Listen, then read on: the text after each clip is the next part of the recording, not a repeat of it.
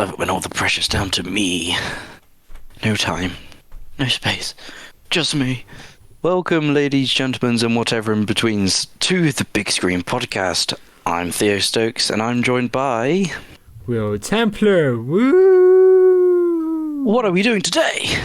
Oh, Theo, that is an excellent question, which I do not personally know the answer to. Could you please explain to me what we are doing today? Mayhaps the Spider-Man franchise? That seems a bit long, Theo. That does seem a bit long. Perhaps we can condense it into a short, smaller package. How about the MCU Spider-Man films? I mean, if I'm being pedantic about this, technically the Sony Marvel universe, but since you did say the MCU, I suppose you can get away with it. Yes, why not? Let's do that. But Theo, what does the MCU Spider-Man consist of? Well, in the MCU, a lot of Tom Holland. A lot of Tom Holland and Zendaya. Yes.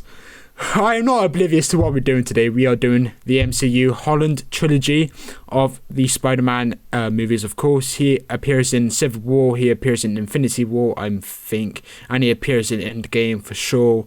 But we're not doing those three. We're doing Homecoming. We're doing Homecoming, No, Far From Home, No Way Home. And No Way Home, the Home trilogy.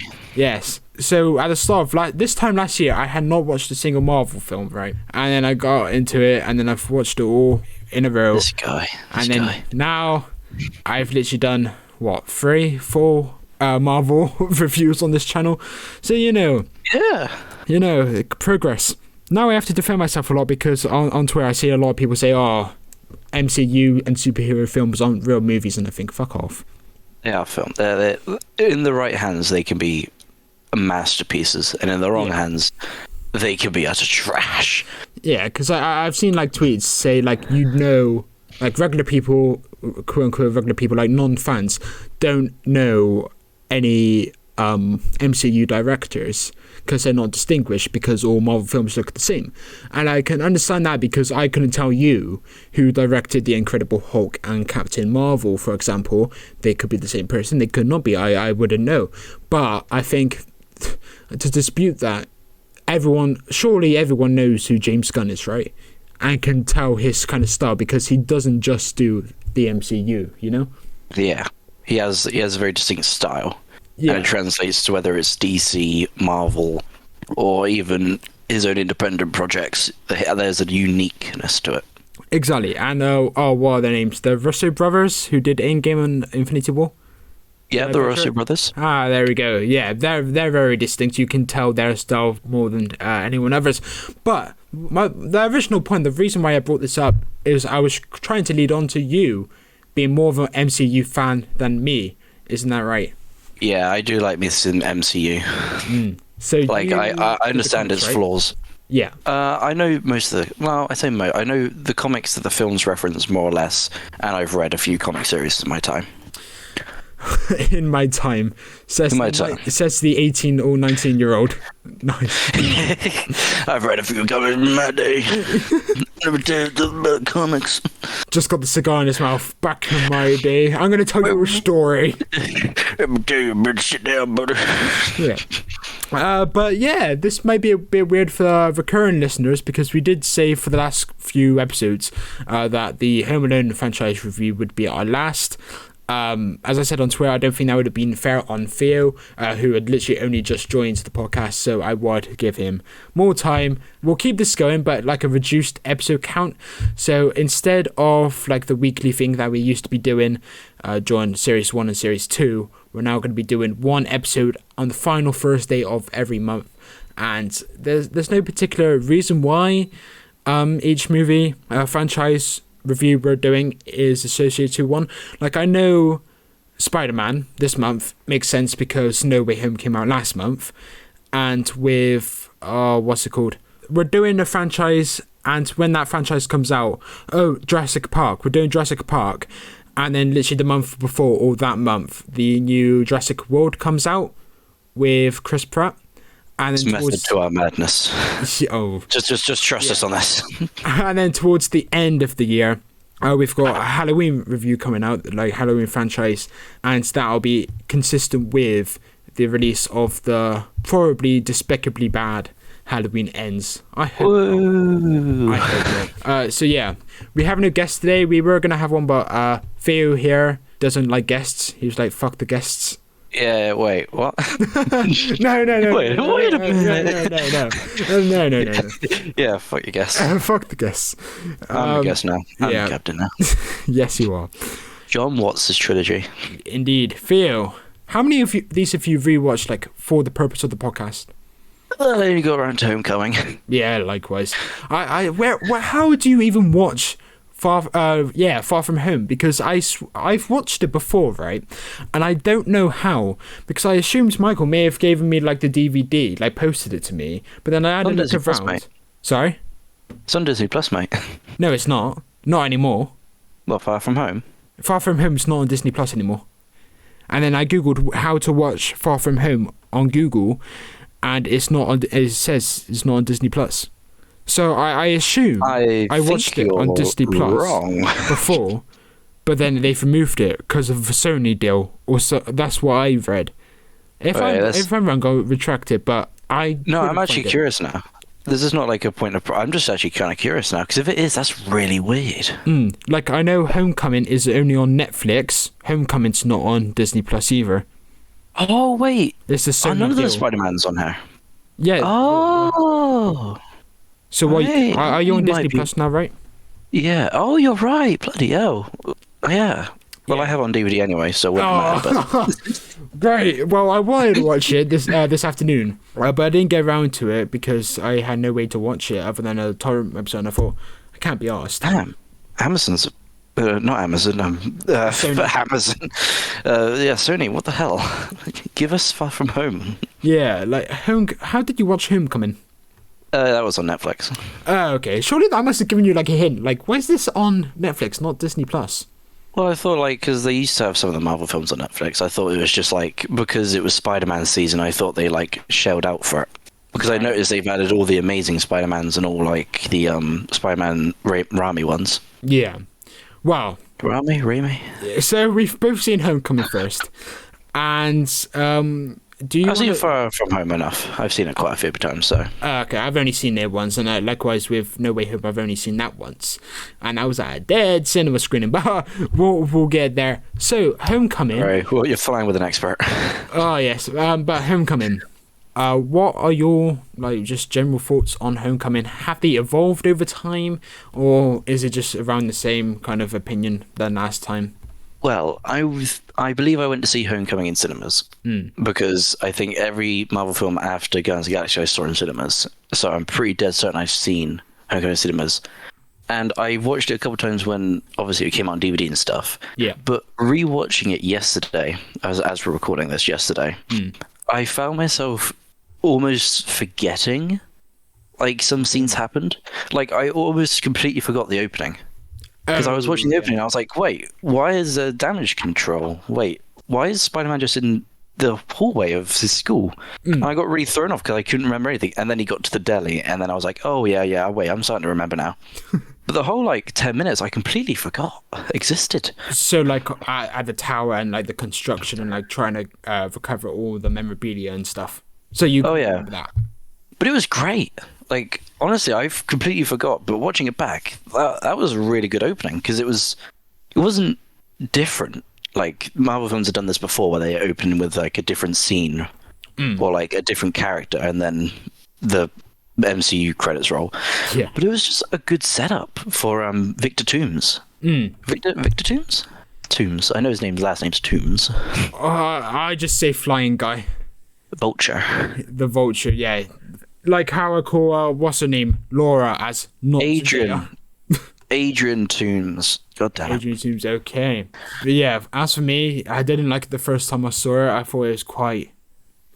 I found it quite mad because it come after such hard-hitting adult movies such as what I come after Civil War, Doctor Strange, and the brilliant Guardians of the Galaxy 2, right? So when I got hit by Tom Holland's very high voice compared to oh, I am Thor, the son of Odin. I was like, Son of Odin. yeah, I can't back this guy. That sounds a bit mad, but no, I can't back the performance just because. But that's if you watch it not chronologically, like in release order. I know you're very pedantic about that. You're even writing an essay about it. But Yep. like on its own, right? I really like it, and in retrospect, like after watching No Way Home and seeing how, I guess you could call it a trilogy, but is it really a trilogy? It's just 3 movies, so people call it a trilogy. What if the 4th film is? I call it the home. I think it's the home trilogy, or it's the high school trilogy, because Spider-Man as a character, which I think this first film, looking back on it, as you were saying, it really, I think it gets Spider-Man quite right. Yes. As this like yuppie, like energetic, like kid who just wants to do good, and he just wants to like help as much as he can. Whereas with the latter films, he obviously got a bit more serious. But then watching this one after knowing what happens in No Way Home and stuff, it's like kind of refreshing because I forgot. Yeah.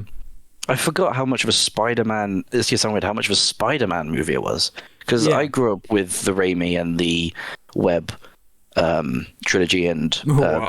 Unlucky you. Oh, I just love them. Even though I don't rate them highly, especially the web series. I still love them. Like I'll watch them any day. Yeah. But those are quintessentially Spider-Man for me. And and I never saw the MCU Spider-Man as a Spider-Man. But now I look back on it, I'm like, yeah, he kind of got it.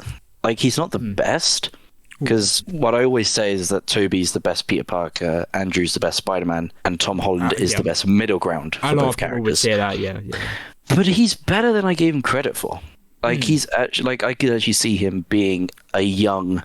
It was a bit hard with the other two because they were obviously adults, but I could see this one being a teenager. Yeah, and it was nice. I was actually like, wow, a Spider-Man that's actually a teenager for once. That's normally in shows he's like an adult or something, and I was like, that's quite cool. Yeah, and to go off of that, like you said, it's definitely a Spider-Man film. A lot of people have this like criticism that I've never understood on both the times I've rewatched this. I've watched this, should I say, not rewatched. I've rewatched it once. Is that the Iron Man element? A lot of people saying, oh, the next Iron Man is not, it shouldn't be a thing. It should be just Spider-Man. And I just rewatched it yesterday, and I thought, this isn't an Iron Man film like No Way Home is a Doctor Strange film, because I would definitely consider No Way Home quintessentially this is unfortunate considering the spectacle of No Way Home, a Doctor Strange movie, I would say, because all the plot connections are all based off of Doctor Strange. Doctor Strange is the instigator, Peter Parker is the one who just lives through it all, and that's why I would say Doctor Strange has more of an impact over that film than Iron Man has over this film, because like when I was watching this, I was like, Spider-Man is his own person, right? Iron Man comes and goes, but even at the end, where he's like, oh no, I don't need this suit, I don't need to be in the Avengers, I'm just going to walk out here, was this a test? And then he leaves. I was like, was this meant to be like a big moment where he was just like, fuck you to Iron Man, I'm my own person? Because personally, I didn't need that. Like, it was a great moment, I would have it included in the film, I really like that they acknowledged it, but personally, I didn't need it, you know? I still got behind Tom Holland as Spider-Man, and I think from the other Spider-Man films that I have seen, which is only 2 actually. I've only seen Spider-Man 1 and Spider-Man 2, the Tobey Maguire ones. Haven't seen any of the Andrew Garfield ones.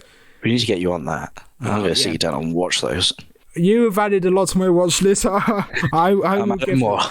Oh dear God! But yeah, I just was curious about what you thought about people criticizing the whole Iron Man inclusion in Homecoming, and to an extent, Far From Home.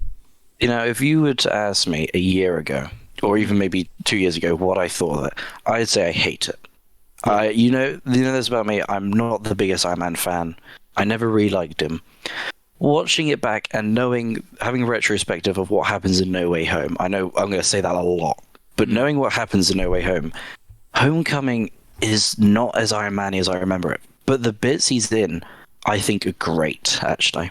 This film gave me a new appreciation for Iron Man as a character and his relationship with Spider-Man. Every time if you're nothing without the suit, that every time that scene, even if I'm not watching, if I just look at that scene, I still not resonate, but it's such a good line. Yeah. And it makes so much sense for Iron Man's character and Spider-Man's character. And everything they talk about. And also Iron Man is funny in this. I normally don't really find Iron Man that funny, but he's funny in this. Like the hug thing. Exactly. If Cap wanted to let you out, he would. Which I also love when they back each other up behind their backs. I quite like that. Yeah. Even I wanted you to be better. Like that line is just giving me a new appreciation for Iron Man and Spider-Man's relationship and dynamic. And I think that really flourishes in and blossoms in Far From Home. You know, the Edith thing and stuff, like him having to... We'll get to that. First, I will get to it. I don't want. If I talk about it now, then I'll go on a massive ramble. But I don't hate it, but we'll get. I'll make my statement on it.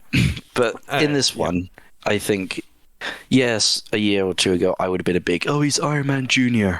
And I have a lot of criticism still with the dynamic, but it makes sense for the MCU. And in this film, it wasn't as bad as I remembered, and actually, I quite liked it. And I think a lot of this is to do because we are revisiting this film after the trilogy, so we know how everything kind of ramps up. So now we can really appreciate the time it took for the character at the start.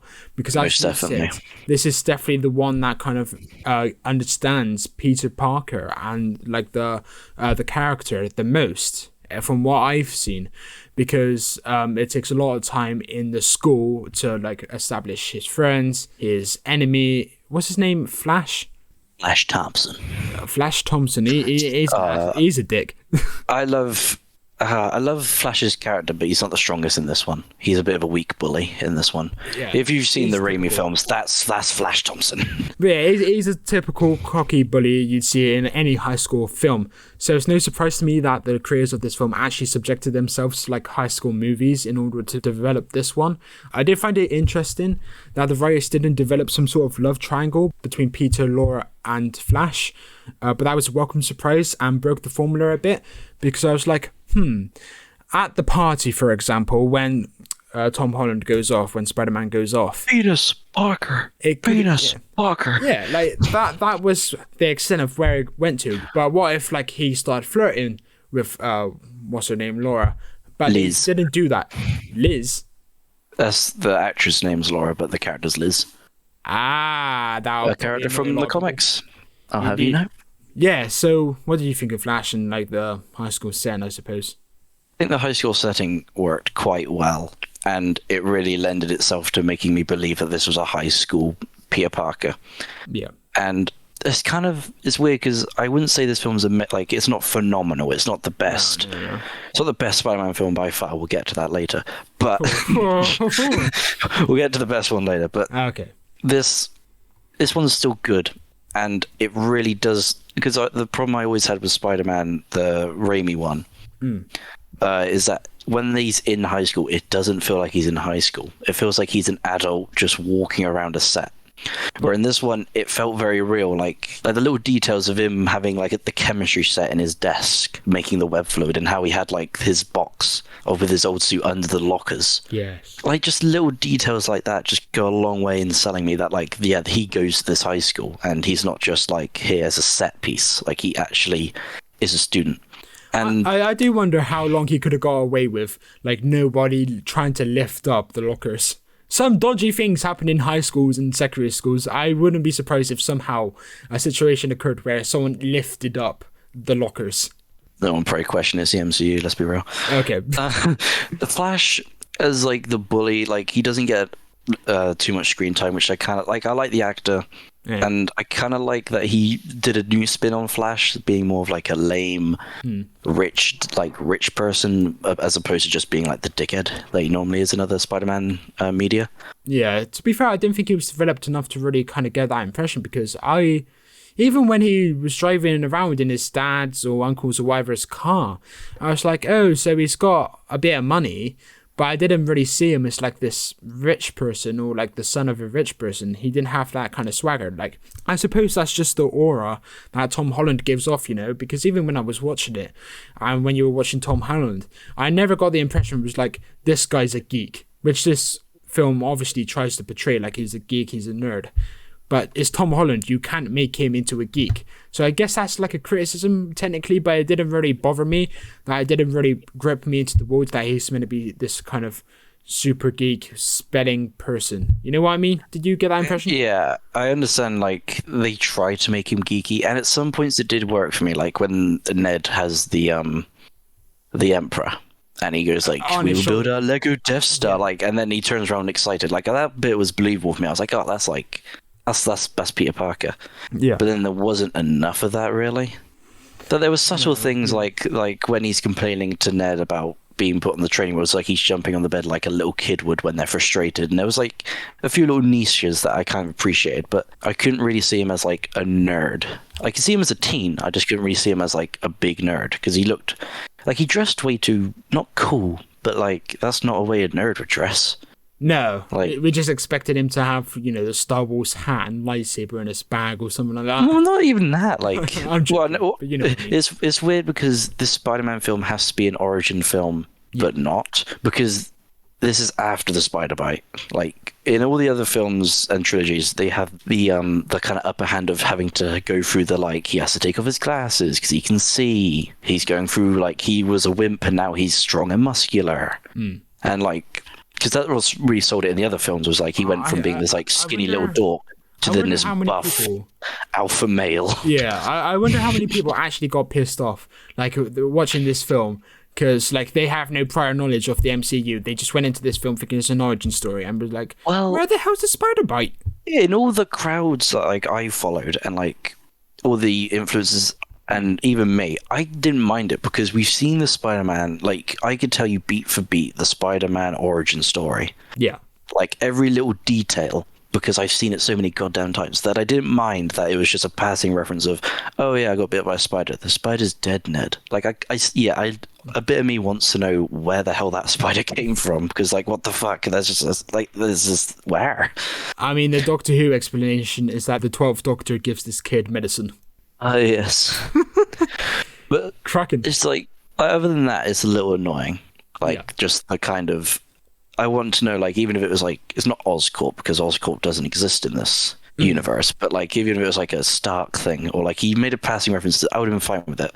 I'm a little peeved at the Uncle Ben stuff, but as I said before, you kind of retrospective Aunt May is Uncle Ben. I can't see her as Aunt May. And I know that's like the big criticism is that like the actress is way too young and stuff like that to be Aunt May, because I'm used to. Have you seen the Aunt May in the Raimi Spider-Man? I probably have not. No.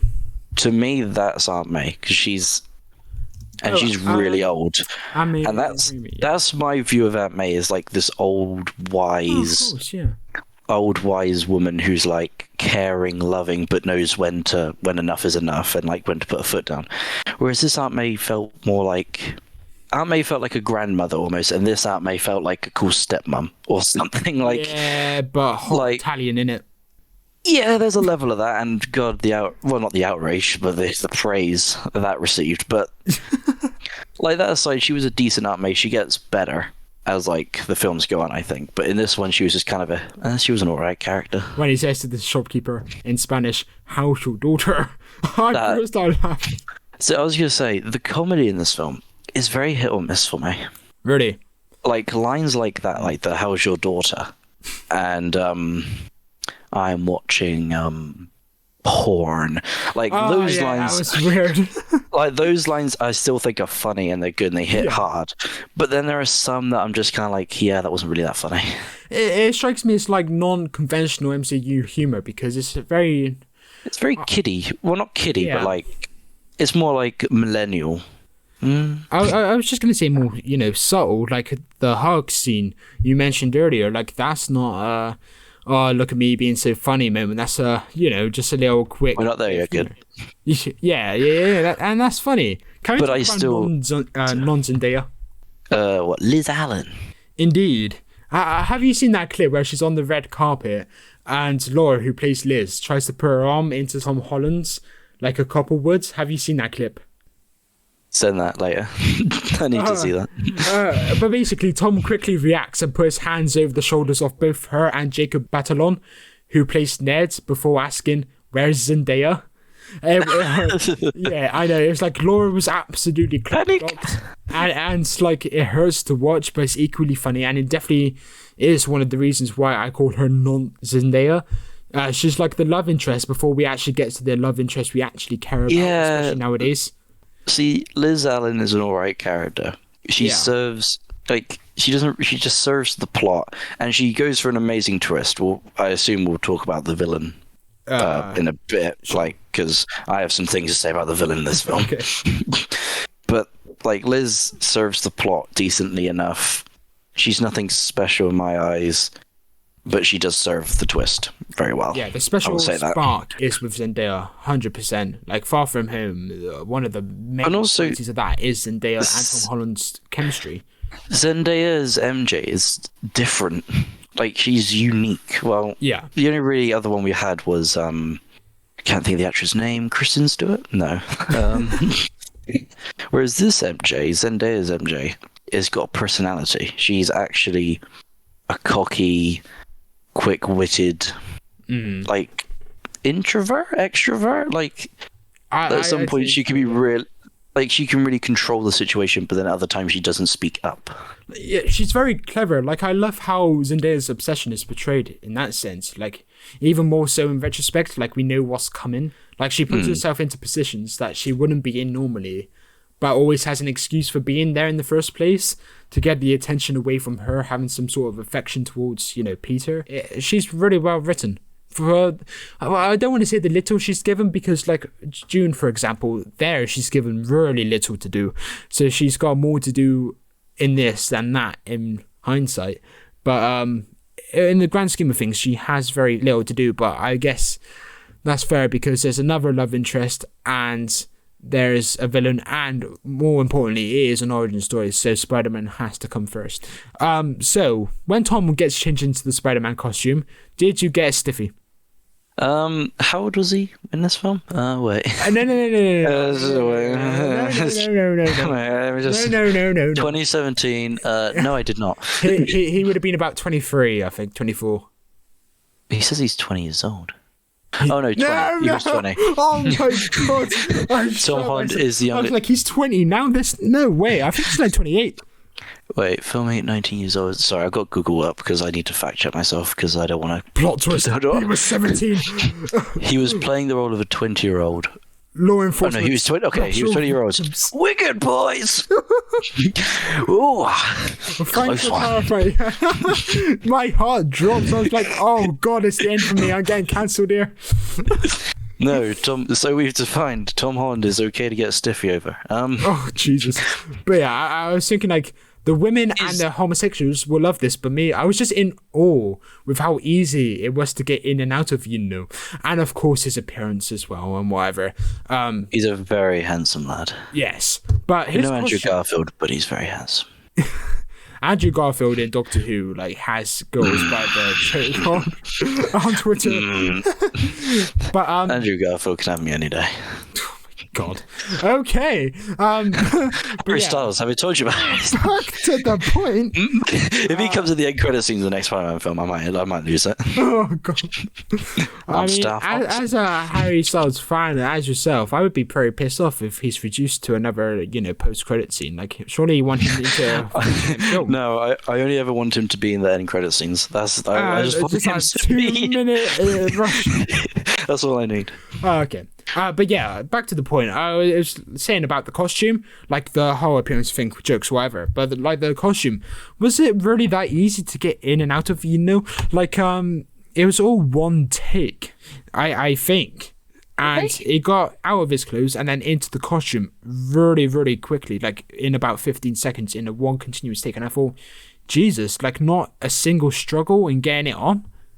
Either it's been edited. That's just impressive. Exactly, like edited strategically, or the costume is just really simple, or a lot of practice, or two of them, or three of them. So yeah, like you said, it's really impressive. Yeah, what do you think of the suit? Like, what do you think of the Which suits one? in this film? Uh, We'll go for the homemade title. one is the best. Oh, homemade is so good. Yeah, I love the homemade one. Best homemade suit out of any Spider-Man, honestly. Yeah, I love the little goggle things that he's got, or like the. And it's just a hoodie. It's just a hoodie and tracksuit. It's great. Yeah. So I really like I think there's like two different design, like proper designs in this film. There's one before, and then there's one at the end, towards the end, when like he reveals it.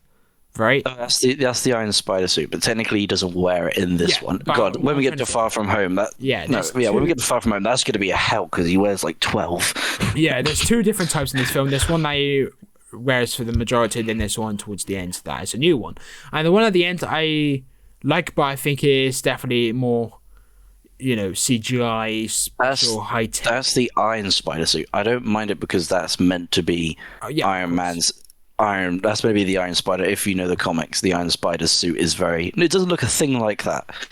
But I get why it looks like that because it's meant to be a suit designed by Iron Man. Which this one is as well, like the main one in this one. But it's still Spider-Man. Whereas the Iron Spider, I know why that's CGI, but I guess if you're not really familiar with the Iron Spider character, because he's a whole different Spider-Man, technically. It gets weird, man.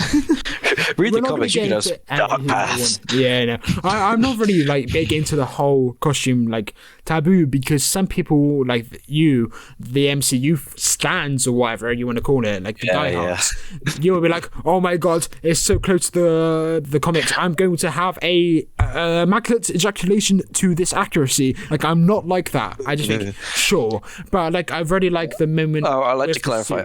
I'm a Spider-Man fan first. Okay.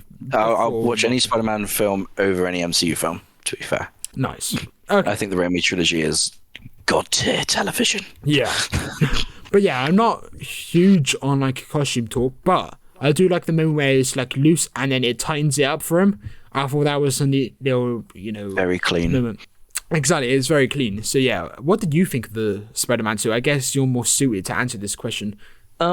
Whereas it is quite accurate, like it has the typical red and like the red and blue, which is typical of all Spider-Man costumes. It has some like the highlights on the belt, and it has the webbing and the. I'm not so big on. I'm sorry, I'm going to get into a lot of detail here. Okay. I'm not so big on the spider icon. I think got 3 films to review today. All right, I'll get this done quick. We got time. We can make this like a 10-hour one, right? Oh god. Yeah, sure. So the Spider-Man logo itself on the chest piece, I'm not a big fan. It looks a bit goofy for me. And the suit has grown on me. I was still in the phase of like, it's just Iron Man Jr. that I didn't like the suit. But now I look back on it, it's like, yeah, it was actually a decent suit. Like, yeah, it looks good. It does the job. It's not in my top 10 maybe. Well, it probably is in my top 10 because I did it well. How many spider costumes are there? In the films, just wait until we get to Far From Home, friend. That's going to be a fucking nightmare. Oh, we're not going through the costumes in that one, dear Christ. But this one's decent. I'll stop yammering on about it, but the suit is decent in this one. Serviceable. Indeed. What did you think of like the whole? Because we've established, well, the film established, of course, we're just talking about it, but that he's a high school student or whatever. What did you think of like the style where he's vlogging?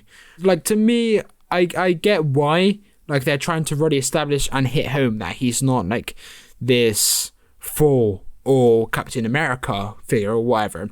But I just felt like how he was like vlogging during the airport like battle in Civil War, as established in this film, I didn't like that particularly. Like, I get it, it's fine, but is it fine though? I'm not sure. I like the vlogging in like a battle. I like the vlogging except when he vlogs the battle. Yeah, like I like it when he's like leading up to. He's like, oh, I'm in a car. I got my new suit, and like the afterwards when he's all excited. But the actual fight bits itself, I thought looked a bit shit. Yeah, like the vlogging, the flashback scenes were a bit shit. But speaking of shit-looking things, can we talk about the jumping, like the jumping effects? It didn't look clean to me. Like it looks very ironically jumpy. You know, it didn't look smooth. Yeah, the swinging in this one is not top tier. I'd say it's bad, to be honest. Like you're flying with a Spider-Man connoisseur here, my friend. Okay. It's no Andrew spinning. Like Andrew, God, only watch the Spider-Man films with Andrew Garfield if it's for the swinging because it's so goddamn amazing. And Raimi's is debatable. It's debatable, but this one's decent and they have fun with it. Like they have the point where he's in the park and there's nothing around him, so he just starts running. That I think that I might have laughed at that actually because that still gets me. Is that the scene where like the AO Let's Go advert music goes on? No, that's the montage bit. No, this is when he's chasing the van, and then he's like, and then he shoots the web, and then it shows you he's in like a golf park, and there's no trees around him, so he just starts sprinting through the golf thing, and that really cracked me up. Oh, and he says, "Oh, this sucks." Like, yeah, come on, man, run. Just like run. That was pretty good, but the swinging itself was decent. It was a bit rubber bandy. That's a negative. Let's talk about positive. When it comes to the direction, I really liked the scene where Ned finds out Peter is Spider-Man. It's really well directed, in my opinion, from like the long-ish continuous shot of Spider-Man, quote unquote. I don't know how to describe him and like refer to him as, because it's like if I call him Tom Holland, that's like a safe option. But if I call him Peter when he's in his Spider-Man suit, will people be annoyed at me for saying Peter, not Spider-Man? Well, I'm not annoyed. Yeah, if you're not screw you. I think we're all adults here, guys. Yeah, like, come on, we all know that Tom Holland is Peter Parker in real life, and that Peter Parker is Tom Holland, and Spider-Man is Zendaya dressed as Tom Holland. Like, we all know this. We all know this. But yeah, the shot of Spider-Man crawling across the ceiling to coming down, shutting the door, and then the looking back to Ned, who then drops his Lego. It was really well done. The pain when he dropped that Death Star. It's like the cutaway too is like so impactful. It's like, you are gonna see this close-up shot of this dropping to really emphasize why I'm so shocked and angry with you.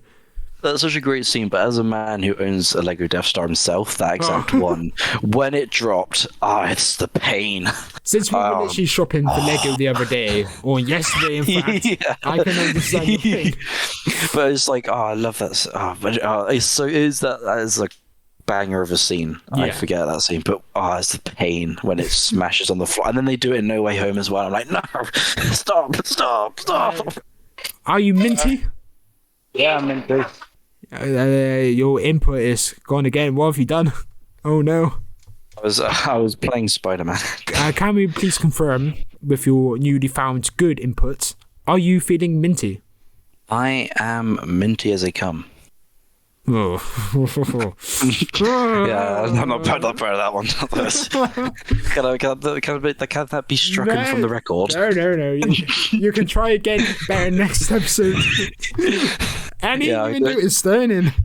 Don't worry, guys. I'll get a better minty. I'll get minty fresh by next episode. Don't worry. You'll just come with your like. Come. You'll just come. Just leave it there. Yeah, but we are both filmmakers. Kind of. We're filmmaking students. We're like we're the next up and coming. I'm the next James Cameron. You're the next. I don't know, Christopher Nolan. Actually, can we swap? I want to be the next Christopher Nolan. Who am I now? James Cameron. Who the fuck is James Cameron? He directed Titanic. And got to Drew Kate Winslet nude. That guy's winning in life. What else? Avatar shit. Titanic decent. Terminator great. Yeah, okay, he did Aliens. Yeah, okay, I'll take it. I'd rather be Gore Verbinski if that's all right. Sure. I want to be Gore Verbinski. But yeah, we're on filmmaking now. This film is incredibly made. You have some brilliant stunts, money shots, and I was particularly impressed with how the eye lines always matched, despite like the slightly unconventional and therefore tricky to edit shooting style. Like specifically, I thought the film had a lot of wide shots from behind, yet each angle started seamlessly together, no matter how and what character the attention was on. It didn't stand out to me. No? So that means it was good. Like, if I wasn't sat there going, wait, that's a bit off, then that means it was good. Yeah. But I was just thinking of, like, the shots, and I thought, that must have been a pain to edit together. And, like, there were some really different angles, and I thought, you know what, I wonder how they do it. And then I just tried to notice for the eye lines, and I thought, this is top notch. because it's such a unique style how it was shot and directed, in my opinion. So yeah, I tried noticing out for that, and they got a spot on from what I saw. So yeah. Woo! Woo! Woo! So Theodore. Yes. The chipmunk. Thank you for referring me by my Christian name. No problem. Did your parents name you after the chipmunks? No, I was supposed to be called William. So you're meant to be me. Yeah, I was maybe William, but when I was born, my mum was like really torn up and like in distress, and she looked at me and apparently she just started crying and went, "He doesn't look like a William." So that's quite funny. That's quite funny to me. Well, so you just come up and she was like, "This kid is not William."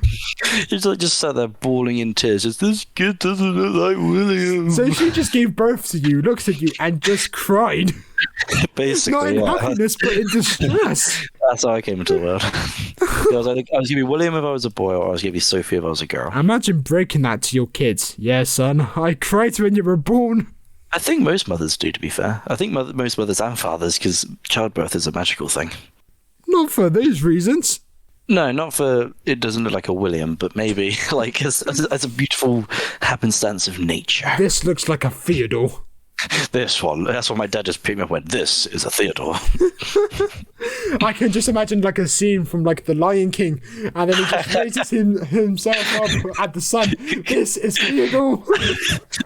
Yeah, everyone at Bath NHS loved it when my dad just started going, "It's Theodore." But you need to recreate that. Just with your dad. What? I reenact my mother's birth? No!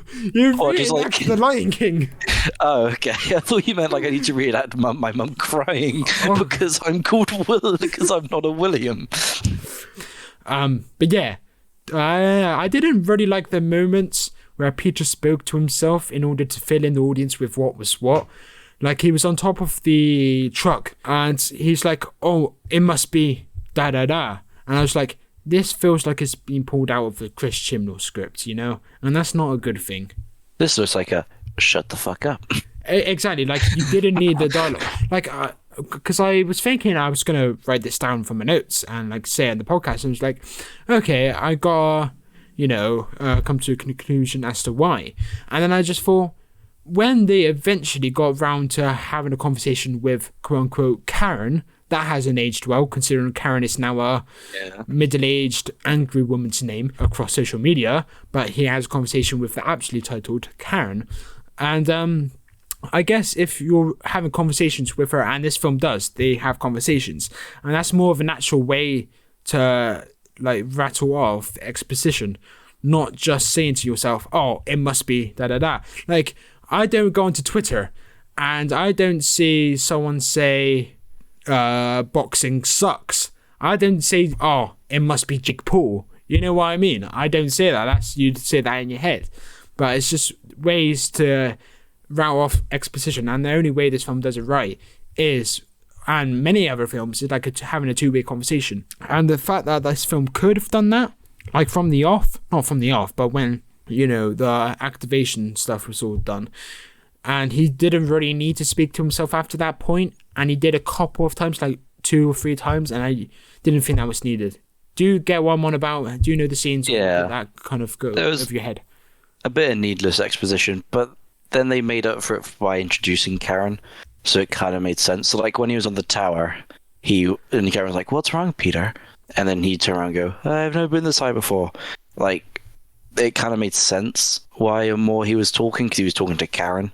But before Karen, when he was talking to himself, I thought it was a bit odd. Yeah, but you did want to get to the villain stuff. I'm pretty much there. So slip me in, Theo. Slip me into this debate. Right. Michael motherfucking Keaton. It's great. Is fucking amazing. Yeah. I love Vulture. So if it wasn't for No Way Home, man, would he be one of the best Spider-Man villain, like the best MCU and Spider-Man villain in my opinion. Because I still love Jake Gyllenhaal, but we'll get to reasons I have problems with him. Oh, okay. But Michael Keaton's, God, he's such It's hard to describe. He's just such an amazing character. Yeah. He's got reasonable motives.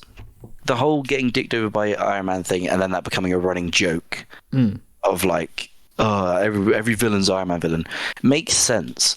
But he's still a Spider-Man villain. He still is fighting Spider-Man, and everything when he finds out about Peter, like Peter is Spider-Man when they go to prom. Well, not Vulture and Spider-Man go to prom. I mean, Peter and Liz. Not that would be a bit weird.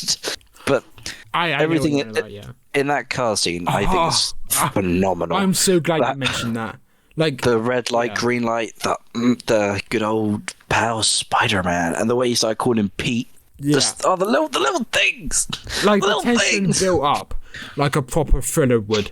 Like a thriller / drama, an excellent, exceptional piece of drama / thriller. That feels like torn exactly out of that. And like the tension, the build up, the little looks in the mirror, the Tom Holland reactions, the sweat, the lights reflecting off his face to show the sweat. I just thought incredibly directed. And to link into this, I just want to mention it now because we are kind of on this subject. The pace of this film is superb. Like, I know it's about halfway through that we went from one scene to the next, to the next, to the next. And in each scene, there was a different kind of plot. There was a different kind of character exploration / development. And location, whatever. And at no point did it feel like we needed more time with any of these things or less time.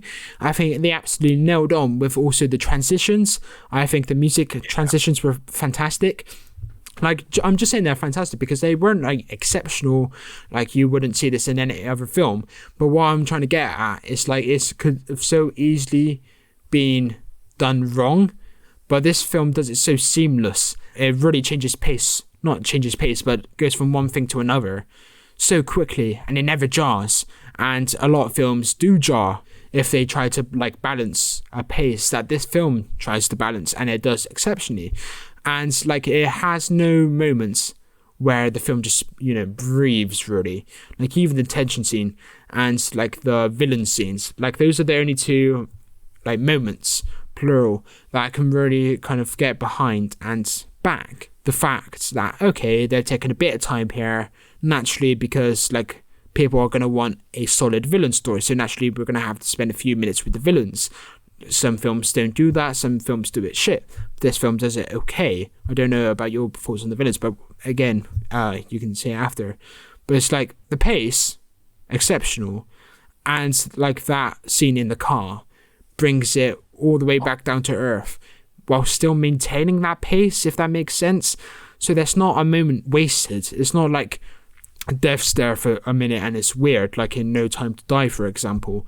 It's like always a little something, always a little technique, and I just thought exceptional. Forgive me for going on that tangent, Theo. Go for it, mate. I've gone a few tangents myself. I say go. If you got one, run it. Yeah. But what were you going to say? What were you thinking about it? Well, circling back to Michael Keaton, obviously you just went on a massive tangent about it, and a well-deserved one. Phone, shut up. I'm busy. The car scene is honestly like phenomenal in my opinion. It's so well paced. To be fair, everything from the twist in this film, like as soon as the twist comes into effect, anything from that beyond that point and beyond, I think this film is fantastic. Like from that point on, I think everything afterwards is great. From the prom scene to even the Iron Man scene, like and even the Vulture, the fight scenes, like it's just good. It's well written, well paced, as you were saying. Yeah.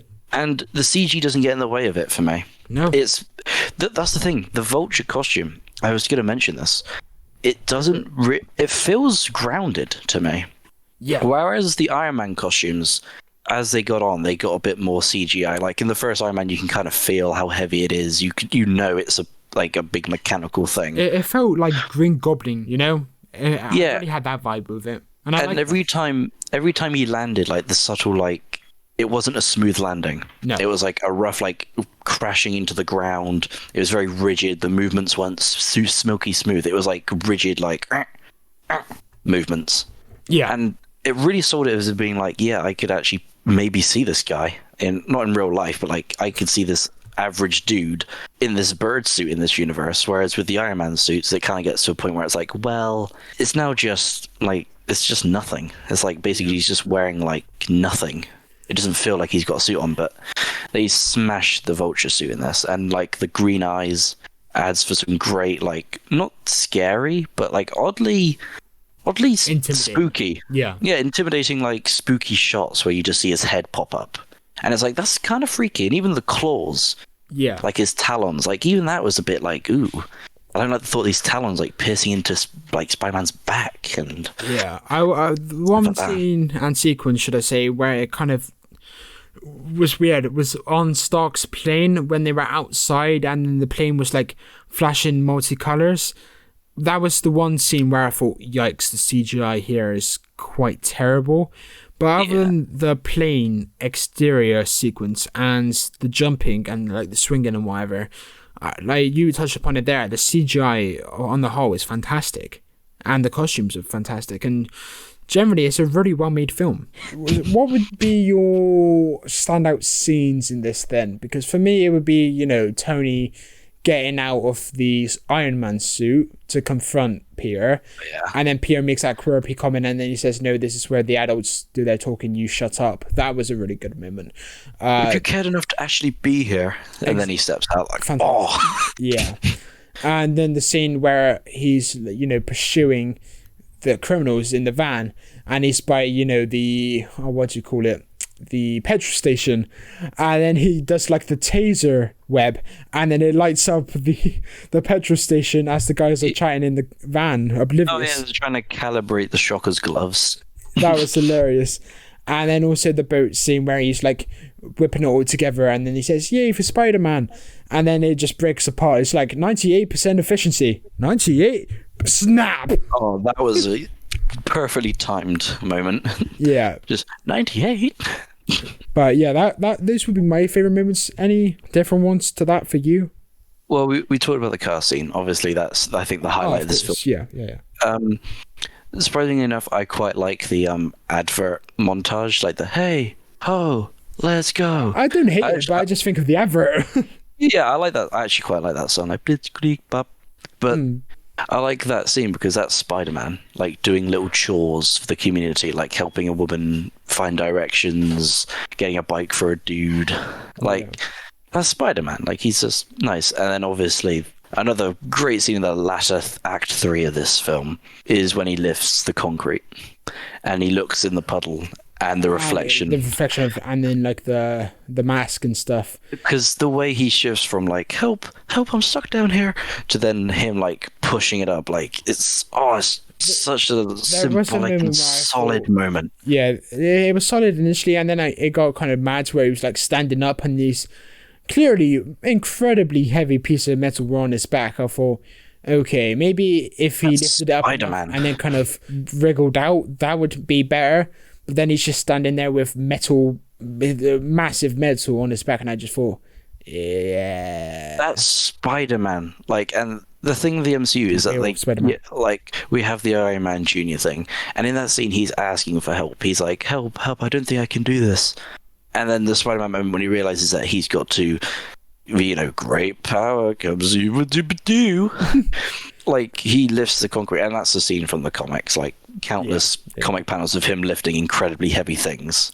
I think I have actually seen comic strips of that, yeah. But just that moment, and then like the reflection is a beautiful shot. Like that shot is gorgeous. But yeah, my final kind of note for this film, and it is a bit of a tangent, but the point will be there. Tony mentioning that Peter's task was a little below the Avengers pay grade. I found that quite funny, and that offers some sort of explanation as to why they don't always turn up. Something I do want to mention here, quite wayward, is the BBC series Baptiste. Again, I have a point, just indulge me for a second. It follows this retired detective. It's a fantastic full series show if you include The Missing, the show where it was renamed or span off or whatever. But the creators realised that if they kept producing series for it, then Julian Baptiste would be like any other detective, like ruining his uniqueness and personal storyline. So the showrunners decided to finish it off after that 4th series. And my point is, people criticize the explanations as to why the Avengers don't turn up, but the explanation I have is that they need to try to, if they tried to fix every single interplanetary threat, the special factor will be diminished, in my opinion. So sometimes the quote-unquote lesser guys take the mantle, like the Eternals, and quite rightly so, because the Avengers aren't always there. Sorry, that was a bit of attention deficit. So I had a bit of a moment there. Sorry. Oh, what the hell was that? When you said the little man, I remember that he said you got to look out for the little guys. So I just went little guys. Sorry, my brain has just exploded after that. But yeah, sorry, I don't know why. I just to the listeners, I hope you got my point there. That's why I gathered from it, little guys. So Theo. Or what do you? Sorry. Should I say? I'm sorry. Bring it back. Run in. Bring it back. Run in. You're fired. What? No, you can't do this to me. Do you know what I sacrificed? Do you have any final thoughts on this film before we get into the audience interaction and conclusions and scores? Overall, this is a really good film. That's a conclusion. Really do you have any other notes or whatever? I know you have notes, but just not general. That was just a note. It's just a really good. That's it. It's just a really good film. Okay. That's a note. That's a note. Okay. So before we do go into the conclusion and the scores, it's time to do the audience interaction section. Mr. Theo. And we've been recording this one review for so long that Homecoming that's been playing in the background ever since we started has actually finished, and that's now in the credits. I can hear hey ho, let's go. We've been recording for quite a while on this one film, so make it long, boy. Are you okay? Is this a cry for help? No, mate, there's a long one. I'm down for it. Okay. Obviously, yeah, like the recording here, because obviously you see the other two, but when you edit it, keep it all in. Just make it a long episode. Let's give it 5 hours. All right, so earlier today, I put out some tweets for Homecoming, Far From Home, No Way Home. And this is the audience interaction for Homecoming on Twitter, and then we'll go on to Letterboxd, the conventional, what we always do. So Jamie, who was originally going to guest on this episode, but Theo said, I hate you and I hope you die. He said... I didn't say that. No, of course. Okay, so Jamie said, I think it is fantastic. I love this different take on Spider-Man, and I love how it shows what regular life is in the MCU. Michael Keaton is phenomenal, and I stan Ned. I know some people don't like how reliant Peter is on Tony, but I personally don't mind, as it shows he's still inexperienced, and he does defeat the Vulture without Tony in the end, and Jamie gave it a 9 out of 10. Then Dark Sonic, aka Toby, said, really like it. It feels refreshingly modern, and that's really great. I think it shows the youthful side of Spider-Man better than any other adaptation. The scale is big enough not to bore, but small enough not to overwhelm / feel unrealistic for an origin movie. And he didn't give a score, but that is a very fair assessment. Assessments, actually, from both Jamie and Toby there. And then Michael Wilson, former co-host, had this to say, it's a mess. Spider-Man is an independent science genius nerd, not a simping fanboy who falls over his own feet. Again, the whole film, again, this is, I alluded to it earlier, I don't get the impression that this is an Iron Man film, because Iron Man doesn't save the day. He saves the day maybe once when he does the ship, but the point is that the whole arc of the story is that Peter is doing the right thing in his eyes over and over again. He's being the adventurous one. He's the heroic one. And the only one time that he actually fucks up that Iron Man has to get involved with is when the ship is falling apart. But even then, he, did 98% efficiency and whatever. He did try and busted his ass off. So I don't get the point that he stumbles over his own feet. Maybe rewatch the film, Michael, especially with the hindsight of No Way Home. Because, I really liked it. I really like this film this time around. I think it's structurally sound. I had a blast with it. So yeah, I would suggest you rewatch this, because there wasn't a time where I thought, damn, this is Iron Man's film. like No Way Home. Again, I do think that is a Doctor Strange film more than anything, but there we go. But yeah, back to Michael's point. Sorry, Michael, I was just like trying to prove that you're wrong there. Nothing changes. But I said the action is comparatively weakest of any Spidey film, and the only great moment is the feat of strength lifted straight from the comics. So I think you mentioned that, the metals. I'm guessing he's on about the metal scene here. The strength when he lifted. Straight from the comics. That's what Michael had to say. As for Letterboxd, I'm just going to get up. Okay, so Mario Bowser 494, aka Jamie, gave this a 4.5. Of course, 9, but this is out of 5 on Letterboxd. Theodore Stokes gave it a Clacker the Geek gave it a 3-star. Will Templar gave it a Marvel Man, aka Michael, gave it a 1.5. Well, I was going to say 1.3 out of 5 there. No, 1.5 out of 5, 3 out of 10. That's what I was trying to get there. He gave it 1.5. Andrew gave it a 5. Helis gave it a 3.5. Joey Ellis gave it a 4.5. Renique Designs gave it a 5-star. Bigfoot Anon gave it a 4-star. Helen _S gave it a 2.5 star. Jack Burton 1234 gave it a 1-star. Harry Membry gave it a 3.5 star. Jane gave it a 3.5 star. George Papa gave it a 3-star. Gabe gave it a 4-star. Dan Z1 gave it a 2-star. Matt Hall, also known as Matt Whelan, gave it a 3.5 star. Roman Wallace gave it a 4.5 star. Ben gave it a 4-star. 8-Bean Soup gave it a 4-star. Cole Oakley gave it a 3.5 star. Joe Deacon gave it a 4-star. And Bradley A gave it a 4-star. Theo, what is your score out of 5? My score out of 5, I've got to do the math in my head now. A score is a 7 out of 10. A 7 out of 10, interesting. Well, we don't do out of 10, Phil. I'll give you the benefit of the doubt since we haven't recorded for a while. Oh, 3.5. 3.5 out of 5. Awesome. So it's a strong start for the Spidey trilogy for you then? Yes. Yeah, I would agree. Initially, I thought it was a 2.5 on my first watch. Then I rewatched it with the hindsight of No Way Home, Far From Home, other way around, should I say. And I did really enjoy it. This film on its own is good. In my opinion, it's structurally sound. It's got a good story. It's brilliantly made. And the comedy really hits for me. I know it was a bit more divisive for you. But my score was also a 3.5 out of 5. And that comes to the average of what, Theodore? Give me a minute. I need to crunch the numbers. Drag out the audience retention. It's coming. It's 3.5. I think you're right there. I'm not a maths whiz, but I think you might be right. I have to go to the mathematicians for this. Yes, the average calculator. What is the average? Get in here, Mr. Calculator. Yes. But yeah, that is our review of Spider-Man Homecoming. And next up is Spider-Man Far From Home. We are traveling through time, Theo. Oh my god, it's another day.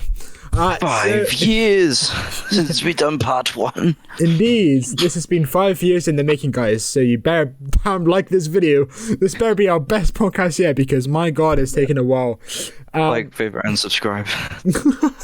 But yes, so we were here the other day to review Homecoming. Now we're here again to review Far From Home. Please don't leave. Please.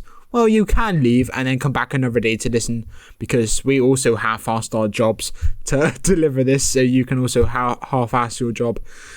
Is it a job to listen to a podcast? No. A faithful viewer, please stay and give us a 5 out of 5 on Apple. You have to watch this. Yes, you have to sit through another 2 hours of us just chatting nonsense. I was actually editing the other day. I edited 4 different cuts of Homecoming, and something I noticed was the best bits of the episode was just the banter.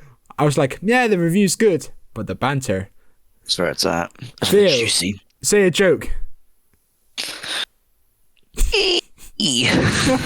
That's the joke. But yeah, so the audience interaction, we did it for Homecoming, but I'm gonna burp. Jesus fucking Christ. Bloody hell. Leave me alone. Bloody hell, Harry. It begins again. So, yeah, a poll with all the 3 movies. I'm going to review them one at a time. So, Homecoming now, Far From Home after we finish the review, when we should go to the next audience interaction, and then No Way Home when we've travelled another 5 years to review that on another day. So, Theodore. Yes? William. Yep. That's me. That's me. Is you. So, what do you think is the most common score given to Spider-Man Homecoming? I'ma say 3. No, that's actually the least. The most common was 5-star. Really?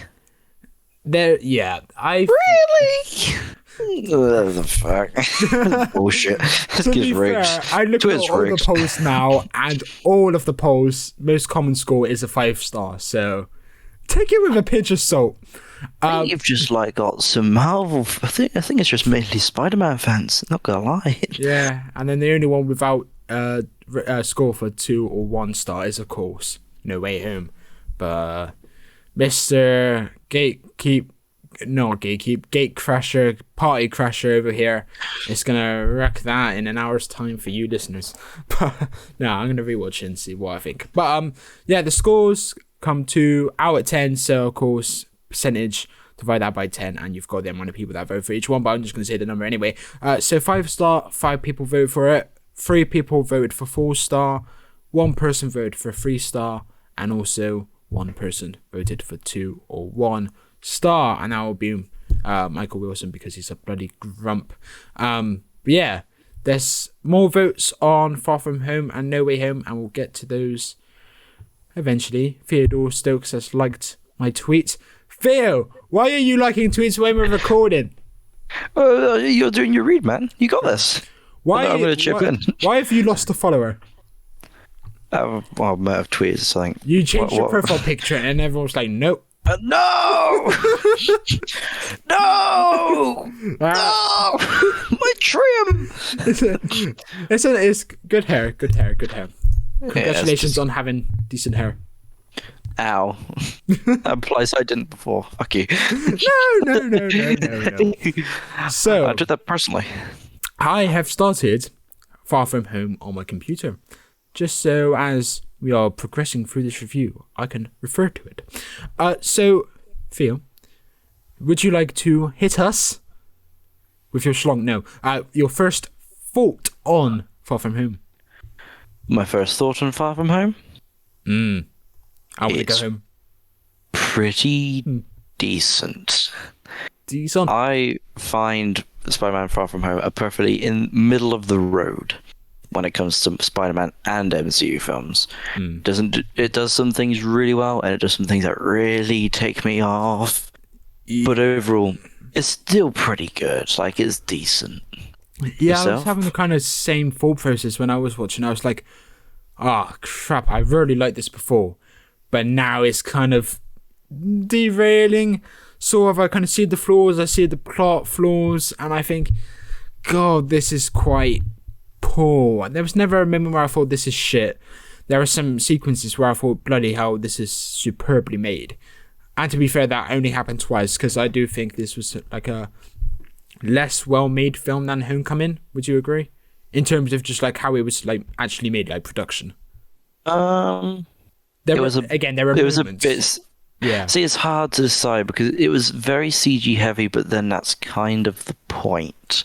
Yeah. It's very hard to kind of gauge with this one, because the other one had a very, I felt it was really grounded, and if say these characters did exist in real life, Spider-Man Homecoming is probably the most normal one. Yeah. I guess that's the idea of this kid just going around doing things, and then there's one vulture guy. And then there's one that tried to do too much, I feel. It had Nick Fury in it, which he just didn't need to be in it. Yeah, but I do see some people saying, the director hadn't had, the superhero experience before Homecoming, so they kind of became more confident in this project, so they kind of went for the superhero more, I guess. So a bit more ballsy. Silence. Yeah, I have I silenced still him think with my in the long opinion. run it's, yeah. Not my opinion. I just that's like a consensus. Like the director kind of became more confident, so they kind of went for it. You. But I do kind of have to put this out there. I do think people forget the writer a lot in movies. Like the director didn't write the movie; they just put the screenplay onto the screen. You know, Oh yeah, give some. but it's a lot easier. It's a lot easier to bully the directors and the writers. Yeah, it's funny that some people I'm looking at you, John Watts. completely forget the writer exists, and they just think the director, oh, this film is bad because of the director, because of this plot hole, and I just think, look at the bloody writer, man. But yeah, that's besides the point. The guy who wrote this also wrote Jumanji. Which one? The original or Karen Gillan? Welcome to sexy the Jungle. one? Ah, the Karen Gillan sexy The Lego one, okay. Batman movie. And Igor. What the hell is Eagle? You don't know who Igor is? Oh, that was a... Igor was a stinky. He was a bit of a stinker, not gonna lie. Okay, well, you know, what isn't a stinker? This film. Aunt May in this film. May. Aunt May. May. Yes. Oh, the framing.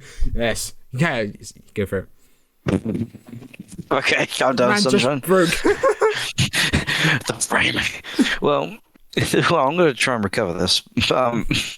May in this film, I feel more like had a more impactful role, even though she wasn't in it for most of it. But that's kind of the point, is that Aunt May is meant to be kind of sidelined and should not be the main focus, or should have tons of scene. Even though I'm going to completely contradict myself when we get into No Way Home. I'm going to completely fucking abandon that. Yeah. But in this one, her role was reduced, but it felt justified because it was meant to be like, he's gone away. Like, the whole story is him kind of not going on his own path, because that more is developed in No Way Home. But in this one, it's very much like, there's no Iron Man anymore. There's the Avengers, or whatever the fuck the Avengers are right now. Yeah. So Spider-Man is on his own. So it made more sense where he was like, right, so he doesn't have May, he doesn't have Iron Man, he doesn't have all the roots in his character. I did notice though that like Homecoming ended on a cliffhanger of the mother finding out. Yeah, exactly. And then in this movie, she's just fine with it. Like, there's no reference to her finding out at all. Like, there's literally no kind of development to her, and there's nothing for her character to kind of chew on, or as a viewer to chew on for her character. And this is where the problem lies with the MCU, is that technically Infinity War came... Was it Homecoming, then Infinity War, and then this? So technically, in the timeline-wise... No. This came after Endgame. Oh, this came after Endgame, Stark didn't it? died. Damn. Yeah. Yeah. And that's why I think...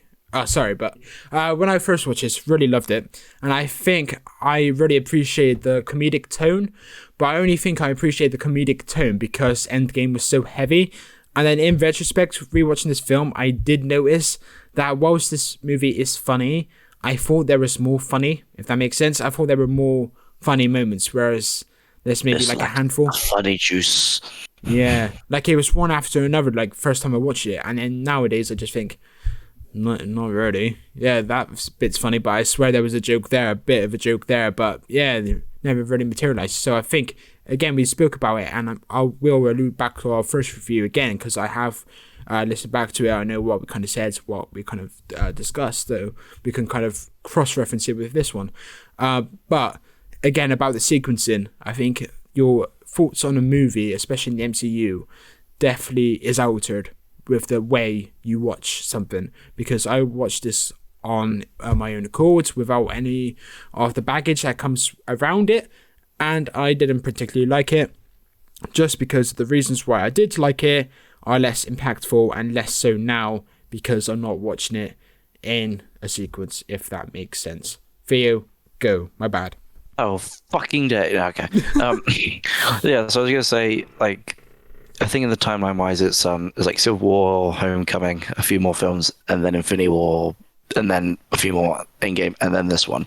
So that's maybe like a year or two between this one and then, well, technically 5, but they also got snapped away. So I'm just gonna say for them, it's been maybe 2 years. So I would kind of been annoyed if we had a whole subplot where May's annoyed at Peter, because that's what I was kind of dreading. Is like, oh, here we go, we're gonna have to have the blimmin' oh, I'm scared. I don't know if you'll be able to do this, Pete. Oh, you should be careful, Peter. And like May being like, oh, don't do this because I don't want you to get hurt. I was dreading that kind of going into this film for the first time. Like, oh, I can't be asked to do this. But then they just kind of played off as like, yeah, May is concerned, but she also cares for what he's doing and what he stands for. Because I remember the things like I haven't rewatched this film, by the way. So, Oh, right. Okay. no, I haven't seen like rewatched it for this podcast. Yeah, okay, yeah. So if my memory's a little foggy, just correct me. Okay. But like May's little details of like, don't forget your suit.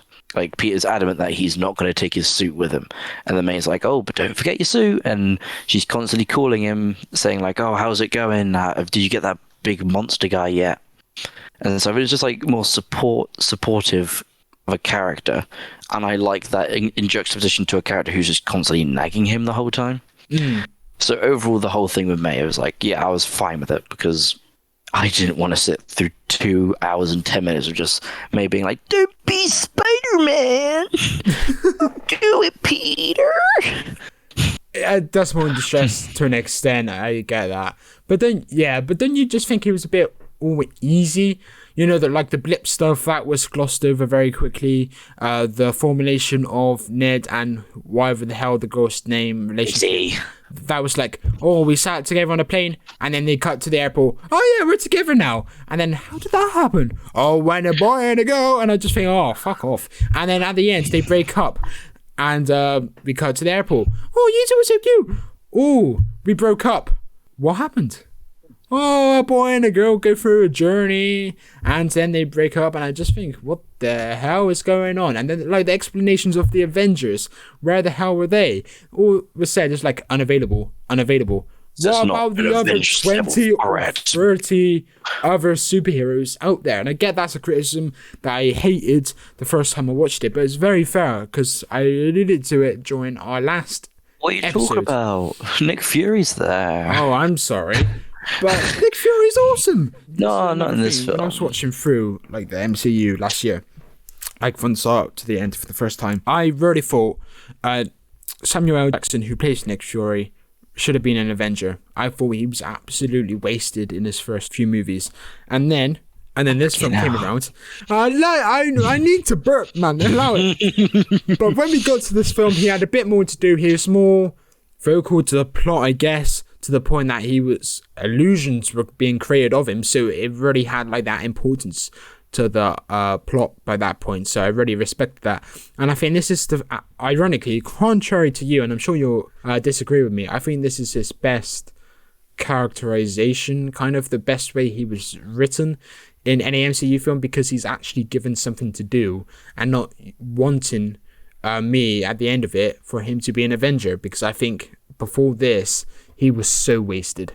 He was so wasted just being the boss of these guys, who's not really the boss. He's just like the guy who's at the end of movies. You know what I mean? There was nothing to him. I hate to burst your bubble, but technically it's not actually Nick Fury, it's the bloody Skrull. What's the deal with that? I don't get it. So, timeline... Fuck the timeline. So, at the time of this film, Nick Fury's technically in space. And... Okay. Like, did you watch the end credit scenes again? I did not, no. The end credit scenes reveal that Nick Fury and Maria Hill throughout this whole film were Skrulls, and that they weren't actually those characters. Oh, that's stupid. So, I didn't really want to break your whole point about him being, oh, he's the best he's ever been, and then just go, well, technically it was a Skrull. Oh, no. My man's just been chilling on a ship. I'm dropping my rating, man. This sucks. No, I am, because, you know, this movie relies on a lot of, like, deception. And, this isn't real. This is going to so quickly. This is pissing me off now. You have shattered my bubble. You have shattered my bubble. Sorry, it's the truth. I didn't want you putting this up and then everyone be like, well, actually. Right, this film is borderline bad, but, you know, cool. But carry on. I'm really intrigued. So yeah, basically he's on a ship at the time of this film. I don't really think we have a reason right at the moment, but it's going to have to do Secret Invasion when that comes out. But yeah, so that's why in this film he's way too trusting of like Mysterio and stuff. That's the reason they give him, like, why he's just like, oh yeah, let's jump in bed with Mysterio. Okay. Is because he's a Skrull and he doesn't have like the whole I don't trust nobody. That's how I got this scar and stuff like that. Because in this film, that was the one criticism I had, is that literally Mysterio showed up and Nick Fury was like, yep, our new Iron Man. And I was like, okay, Nick. And then I saw the end credits, I was like, wow, cool. Yeah. Why do I care about this? I don't get when some people say like Homecoming is quintessentially Iron Man film, and literally every single plot point in this film revolves around Tony Stark. Like the whole movie starts. Yeah, exactly. The film starts with a montage, a very funny montage to be fair, of Tony Stark. I will always love you. Thanks for that moving tribute. Yeah, thanks for editing that. And it's like, my G's, come on to my unicorns. Get the images. Let's go. Nice little factoid for you. That's the first time that Bucky has been referred to as a hero in the MCU. Is in that montage, because when he says we've lost many heroes, there was a picture of Bucky. About time, if you ask me. So it was just a little heartwarming when I found that. I was like, "Ah, Bucky, Yeah. Bucky." At least we had no flashbacks to like battles. Well, we did have Barf. He called my life's worth Barf. I really disliked those flashbacks because, you know, like, we get this scene where the twist, even though apparently like the character in the comics is literally notorious for the quote unquote twist. Is that true? Like the whole point was the twist. Yeah. Okay. So there we go. And what I was gonna mention earlier was Pitch Meeting. I alluded to it during our last episode. Pitch Meeting by George something. I can't remember his second name, but he literally just lies this plot all over the floor, and he's like, "Oh, look at it. It's pretty dumb." And it's literally the film twists with a twist that twisters can see twists. I don't know where I was going with that sentence. That kind of went AWOL. Besides the point, after the twist of twists by the twisters, he literally just expositions to the camera and says, "Oh, you are great because of this. You are fantastic because you did this, for this reason." And I just think, shut up. This has been going on for 3 or 4 minutes. You're going through these characters that I have no care about. It reminded me of, have you seen Halloween Kills yet? No, I'm still meaning to get around to it. I'm not going to spoil it for you. Well, there's nothing to really spoil. But basically, the film, there's these flashbacks to the original time, not the timeline, the original kind of events that happened. And then they bring some of the like lesser characters back. Like, yeah, I know characters that no one cares about, really. And they give them like a quote unquote story, and that's what they try to do with this film. And you didn't like man who got told off by Amadeus by saying, "Alright, Tony built this in a cave with a box of scraps." Yeah, I love how we literally got that scene, right? We got that scene, and then we got a hard cut to him now suddenly being evil. Like, what the hell? Where was the development? To be fair, I kind of rate that. Context. Oh, I'm evil. I kind of rate that, because like, who can we pull back? Oh, I know that one guy that Amadeus yells at in the first Iron Man. Oh. Yeah, he was such a crucial character. I was like, what the fuck? Ironically, he was like the most crucial, except from Jake Gyllenhaal's character Mysterio. He probably was the most important to the threat, I guess, because he was the one who orchestrated it. Well, actually, no. The People's Champ, the woman who was doing the victory lap, what do you call it? Robe. With the cape. Get me out those irons to get rid of the creases. I will need it to look good for my big presentation. Yeah. So, Theo, I've been ranting. Say something positive. Please. Well, should we talk about the man, the myth, the mysterious man himself, Mysterio?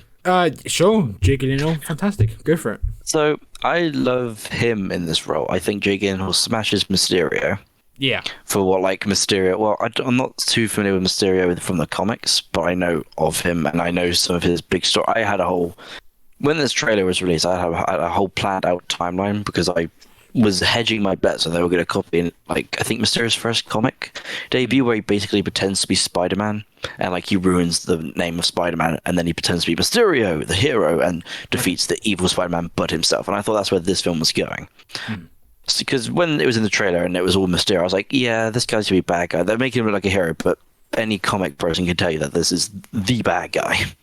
Yeah. And Jake, I think, smashes it in this role. I think he's really good at portraying the because when he's really nice to Peter, you kind of want it to be true. Like when when he talks to him on the balcony about like going for MJ and following his dreams, like you feel like he's really a nice guy and that he's going to be, Peter Parker's next mentor or next father figure. Yeah. And then when the twist comes in, which, the prolonged speech, I can agree with, is a bit much like, you were the cabbie that drove Iron Man and he gave you a bad review on Uber. It's a bit iffy, but still like his performance. Yeah. But, and even when he turns evil, I think he's solid. Like the whole thing with him in the CG suit, come on, that was the perfect thing for his character. The whole, how they handled Mysterio's powers is exactly how I want it to be, because I was also scared that it was going to be real.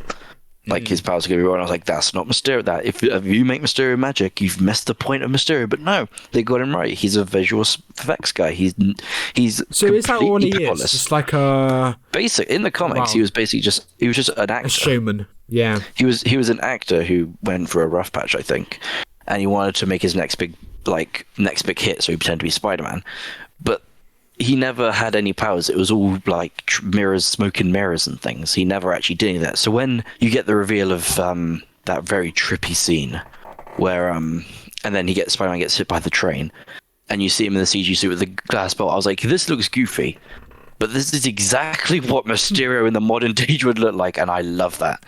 He's not wearing any fancy suits. He's literally just wearing like a bog standard. They probably didn't even have to make that suit for him. They probably just went back into the closet and got out an actual rigging suit, because that's what it was. It wasn't tailored to him. I don't think it was a charity shop. I'm going to the charity shop. No, I think his costume is an actual costume they used to get 3D renders and do the visual effects for all the actors on this film. And with the glass bowl, it looked a bit goofy, but that's the point. Mysterio is not meant to be cool. He's meant to be this goofy, little dude who's doing some magic. Have you seen Passengers? Oh, not Passengers, bloody hell. You have seen Passengers. Have you seen Prisoners? Yes. Jake Gyllenhaal, I think that's his best performance in anything that I've seen him in. And that's the last thing I've seen him in. And that's such a gritty, not evil, but, a righteous but dark police officer. I'm never going to lift that down. But yeah, he's a very kind of similar premise, like evil, dark, whatever. However, I don't think it's as good as Prisoners at all in terms of his performance. I think he's fine. Again, I don't think there's much standout in his performance compared to his showreel for his best work or whatever. And I do think Tom Holland upstages him. But I can tell they had fun on set, because I've seen the behind the scenes footage. I love and they have Tom so and much Jake. fun. Yeah, I love them too. They're so fun. They just look like it's like they're really good friends. I just really want to see them do more together. Yeah, and I think that's what makes the balcony scene so real. Because I was going to mention, I guess deceptiveness is meant to draw you into kind of feeling for the character and the story that they're given, and I guess that's a praise. But I was just thinking, how much of that deception was actually, him being kind to Peter and him actually trying to give him a device? Because in the realization that the projector had gone AWOL, he says to the guy who's got the glasses, the flashback guy, he says, when I have to kill Peter, just know, and he says this really angrily and almost in tears, he was in tears pretty much, you've got his blood on your hands. So he clearly has some care for Peter, because he's only a quote-unquote kid, even though he's 20 or 21 in this. It makes no sense in that respect, but he does look like a high school. Speaking of which, Tom Holland, I want to give him props, because I did mention I was going to cross-reference it here. In the first review we did agree that Tom didn't really give the nerdy, geeky, spelling bee kind of vibe in that film. I feel that they did in this film a lot better and did it really well. First of all, the hairstyle. I think they kind of changed the hairstyle a bit so it felt more 80s. So that kind of gives the geeky, nerdy vibe. More so geeky, but you get the point. You also have the plaid t-shirt that he had on at the start. He looked very nerdy there. And also just his general, performance. It looks like he was laid it back a bit more. He was not giving it his all. Yeah. And I think in Homecoming, his first film, you kind of have to have that macho, manly superhero vibe, don't you? But then in this film, he could kind of just tone it back and just, actually go for what he was given in terms of his character. And that's a massive praise. And I think Tom Holland, I really like Tom Holland nowadays. He's fantastic. What do you think? Oh. Well, until we get to Uncharted, but I think, because God, I know he's good. I'm sorry, Tom, but you're going to be awful in Uncharted. I don't think he's going to do well at all. Quote me on that. But I feel like out of the three films, this is, I don't know. I don't want to say it's his weakest, but I do really like his performance in Homecoming. And No Way Home is his best performance. Let's get that out of the bat. That's his best performance, hands down. But like between this and Homecoming, because in Homecoming, he's like we talked about before, he's the young, optimistic kind of, I'm going to do as much as I can because I want to do as much as I can and protect people with what I've got. Whereas in this one, he felt like he had to go through the whole thing of, wow, my mentor's dead. The world has basically changed since I was blipped out. Yeah. So he has to be a bit more like down to earth. And like the whole thing about this whole film is that he's going on a trip to try and get away from the Spider-Man stuff because he wants to do more Peter Parker stuff. And I feel like in this one, he's not as good as a Spider-Man. Like, I think he's a better Peter Parker because he has the stuff with MJ and Ned, and you get to see a bit more time with him and Jake, more on a heart-to-heart level. Whereas whenever he's Spider-Man, I didn't really feel like it was Spider-Man. I felt it was just Peter Parker or Tom Holland in the suit. I guess that kind of feeds into the whole living two lives thing. And so they kind of merge, and they can't really merge together because it's like what's the saying? A round peg in a square hole or something like that. That's how it felt. I've never heard of that expression. You've never heard of that? Oh, no, a round peg in a square hole. A round peg in a square hole. A misfit, especially a person unsuited for a position or activity. Well then. Ruth doesn't have the finesse for this job. She's a round peg in a square hole. Well, I guess, yeah. I mean, yeah, man, yeah. So they kind of don't go together, so you have that kind of conflict. And even when he was Spider-Man, or what was it, like the hashtag cancelled? Yeah, Jesus, Twitter's going to have a field day with this one. I'm going to keep that in, and if you want to I shouldn't, nah.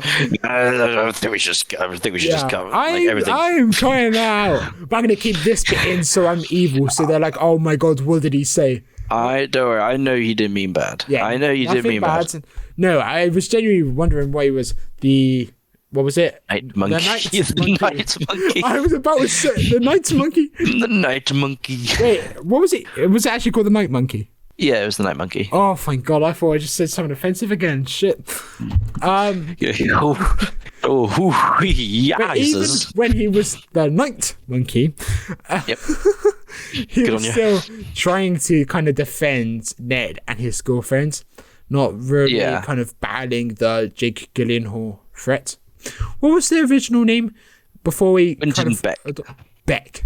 What a stupid name. Beck. Quentin Beck. They call my life worth bar. I just can't go. That's the one line that's really stuck with me. It's just, they called my bitch bar.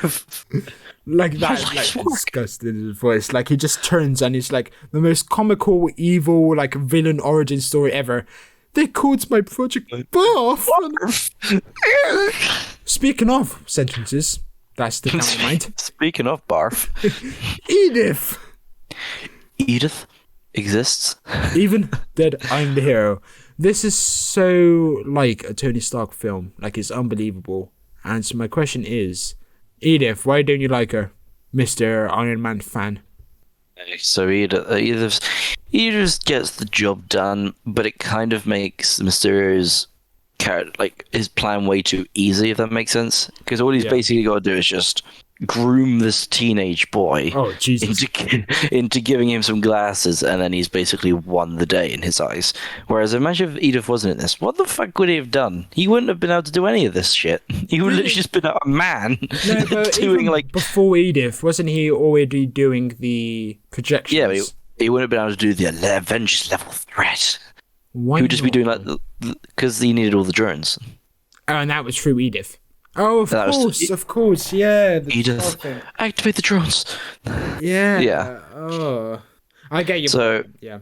and also like the whole like they had some funny moments, like when he was looking in the bus and he saw all the texts of all the people in the bus, and he notices that Ned and Betty are talking to each other whilst like texting each other whilst they're sitting next to each other. That was great. Like That was so realistic as well. Edith just in like when Pete uses her for like in normal everyday situations is okay, but as soon as it became a plot point, I was like, oh.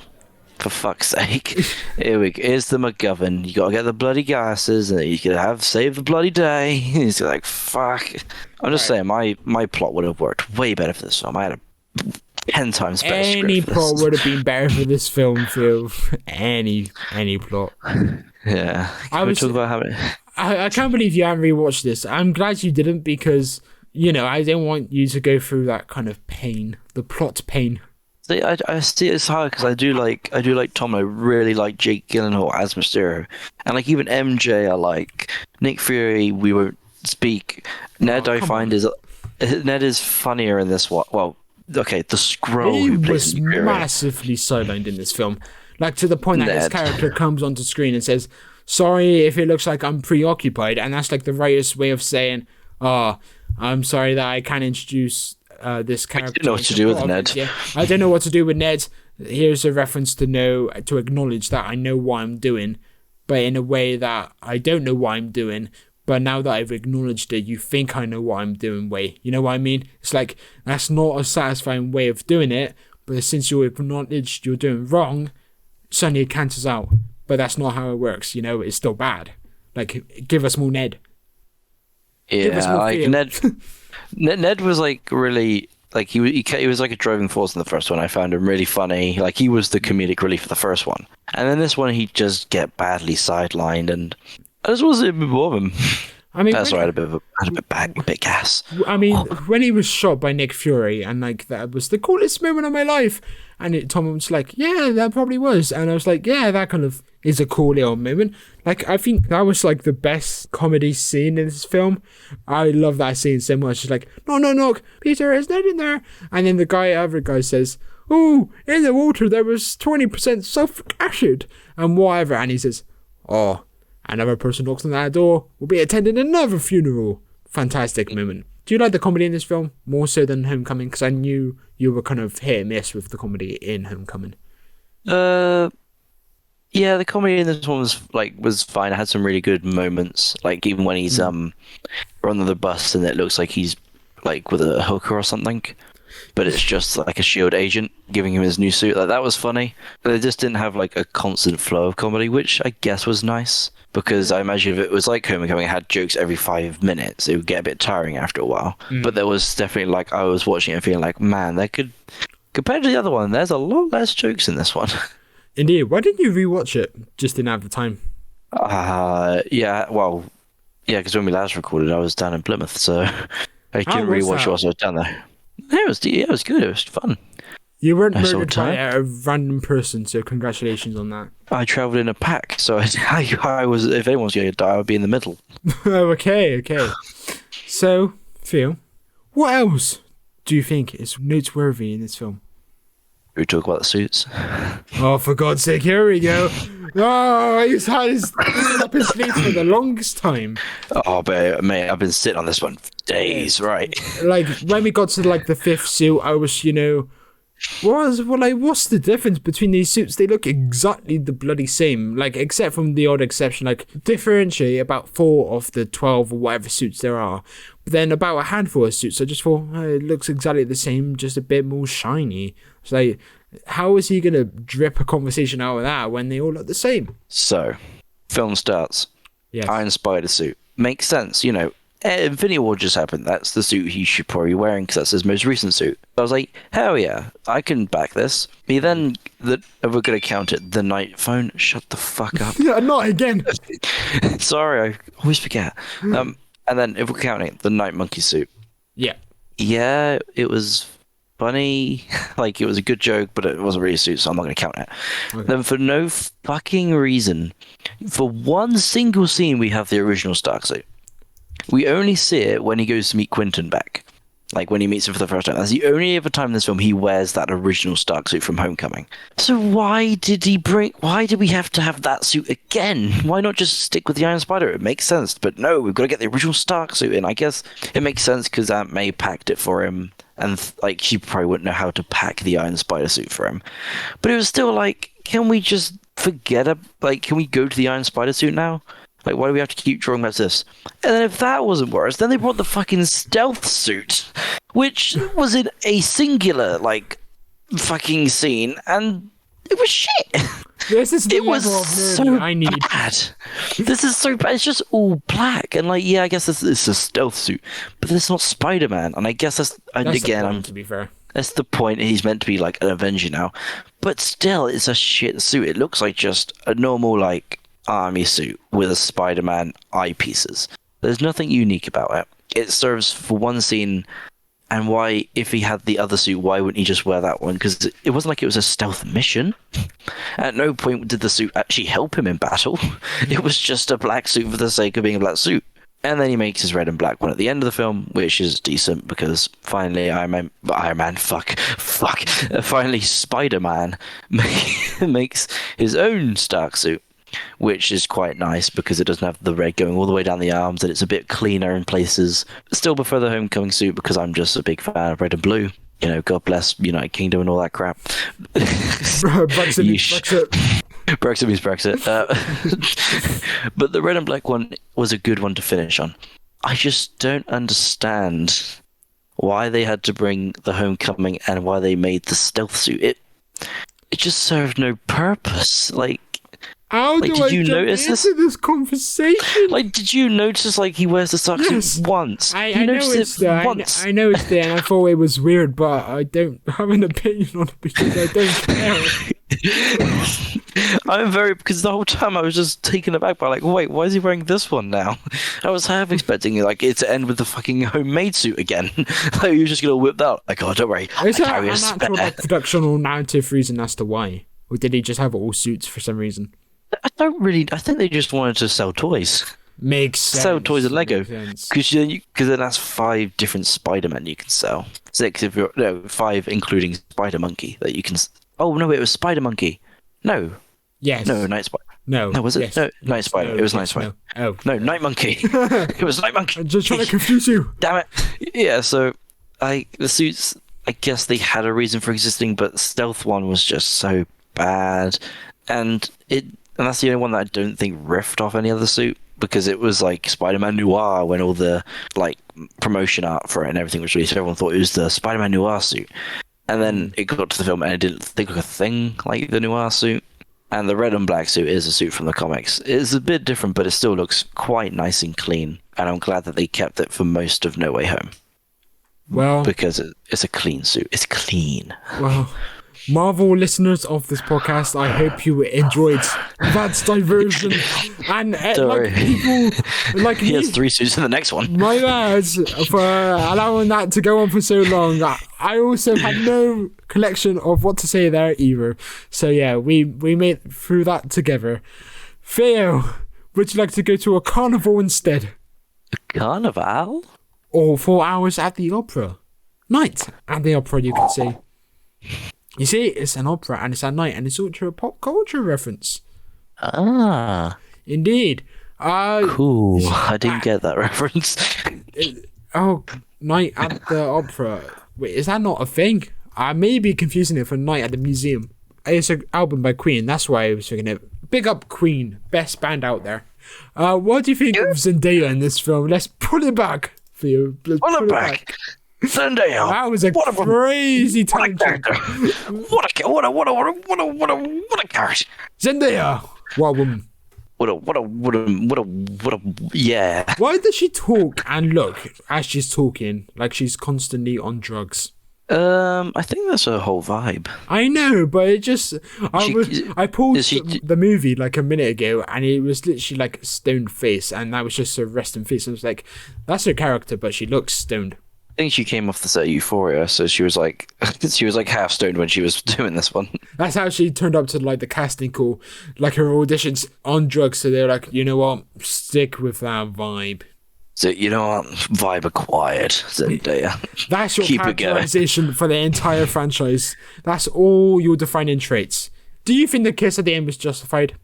I mean, it was a bit dry. Not gonna lie, I was planning on giving that a red flag, like a red card at the end there. But a ref, you can't have that. You can't be keeping that. Again, it's because of what's his name, Quentin Beck. Quentin Beck said about him earlier. It was like, oh, you're like 50% awkward. No, I'm going to give you a 50% chance you're quite awkward. And then the fact that they're both awkward, at the end, it just made it a bit dry, a bit awkward as well. So, you know. It was so cute. It was so cute. It was cute. And when they eventually kissed, yeah. I was like, yes, come on, man. And She is a better like match than. I thought you were about to say she was a better kisser than Tom Holland. And I was like, what, you're just analysing their tongues or something? Yeah, you know me, lip analyst. She's better than. Oh, what's the name of the first one? Liz. Yeah, Or she's better than Laura Liz. or whatever. Yeah, you were on Laura train. I was like, no, Liz. Now you just forgot her. Like a blank. Yeah, that woman from the first one. She's better than Liz. Like, obviously, in the first one, you can't really compare because MJ only had a few witty lines in the first one, as compared to like a main love interest role. But in this one, she had some really funny moments. The whole like her finding out that Peter Parker is Spider-Man made sense because it's so fucking obvious that it'd be him. Yeah. Let's go back to the positives. Tom Holland, excellent. Zendaya, very good. The plot, Decent. Serviceable. That's the word. It does the job. Not well, not bad, but it gets the job done. Yeah. The music Gets us from A to B. music are memorable. You mean the da da da da da da? But even that was kind of if that was at the start over the Marvel thing, I would have understood, but the Marvel thing at the start was just like, I will always love you. And I was like, oh, okay, this doesn't feel like Spider-Man. So what I was saying, there was the first and the third one have like banging songs and like memorable kind of like old poppy songs, and then this one's just kind of like generic royalty-free music, which I don't know, it doesn't really fit. Like as a trilogy, it doesn't really fit thematically, but I don't know. That's a very minute thing to be pissed about, but I was just like... Again, I didn't rewatch that bit, so I couldn't care.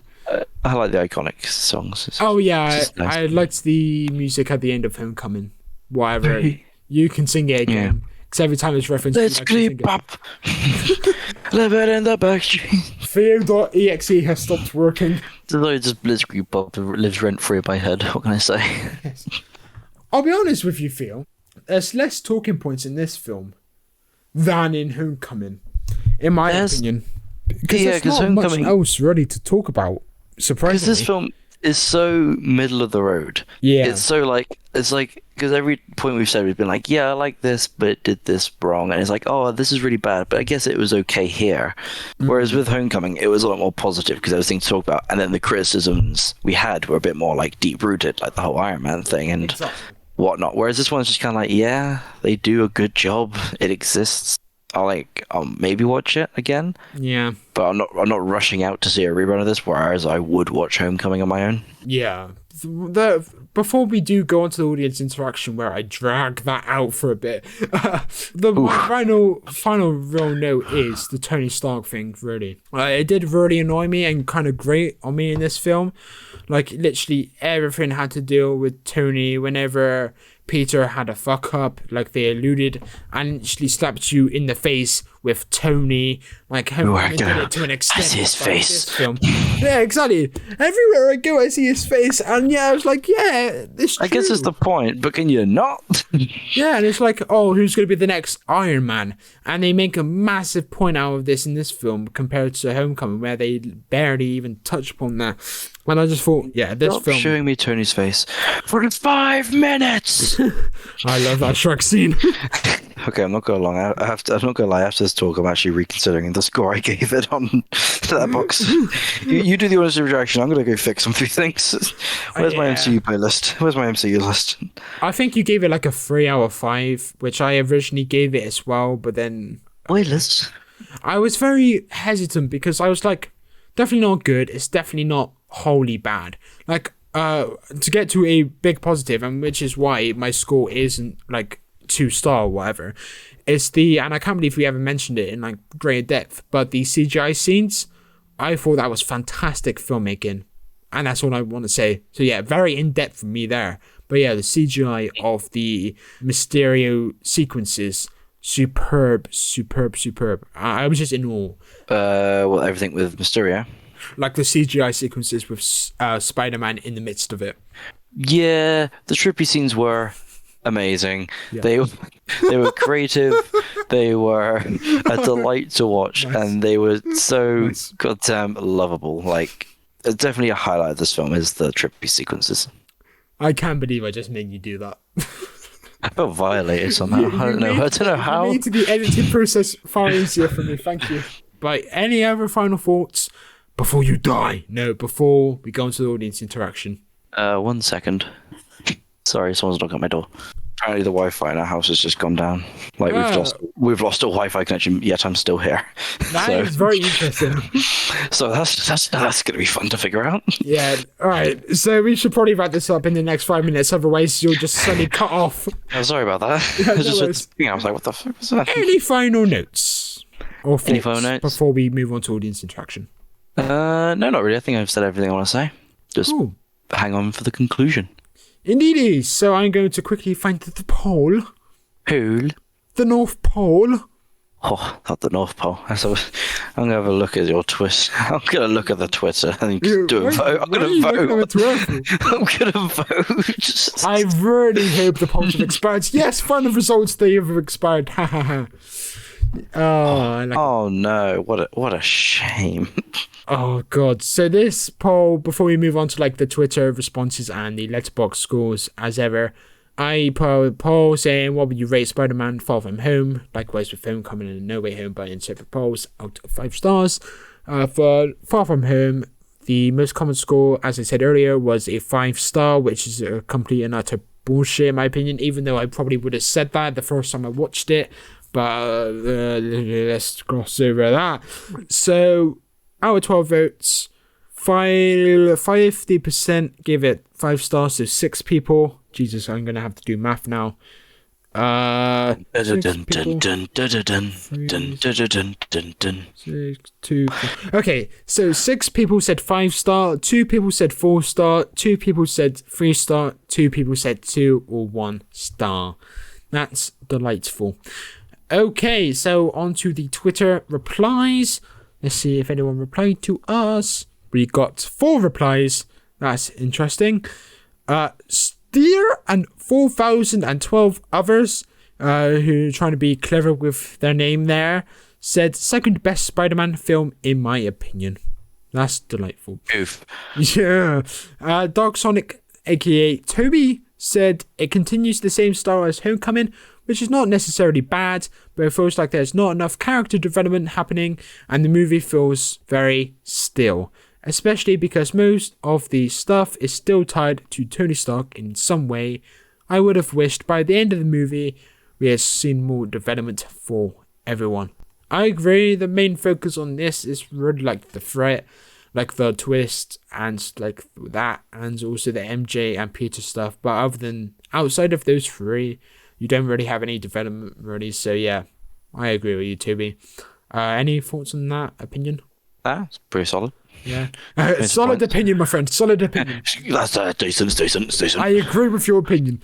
Jamie, aka Mario Bowser 494, in brackets, backup, because he's so incompetent he doesn't have access to his main account, and his backup account isn't following my main account. JB, sort that out. Follow me, man. No, I'm joking. But he said, it is my least fave of the Holland films, but it is far from bad. It is in fact great. Jesus Christ. Okay.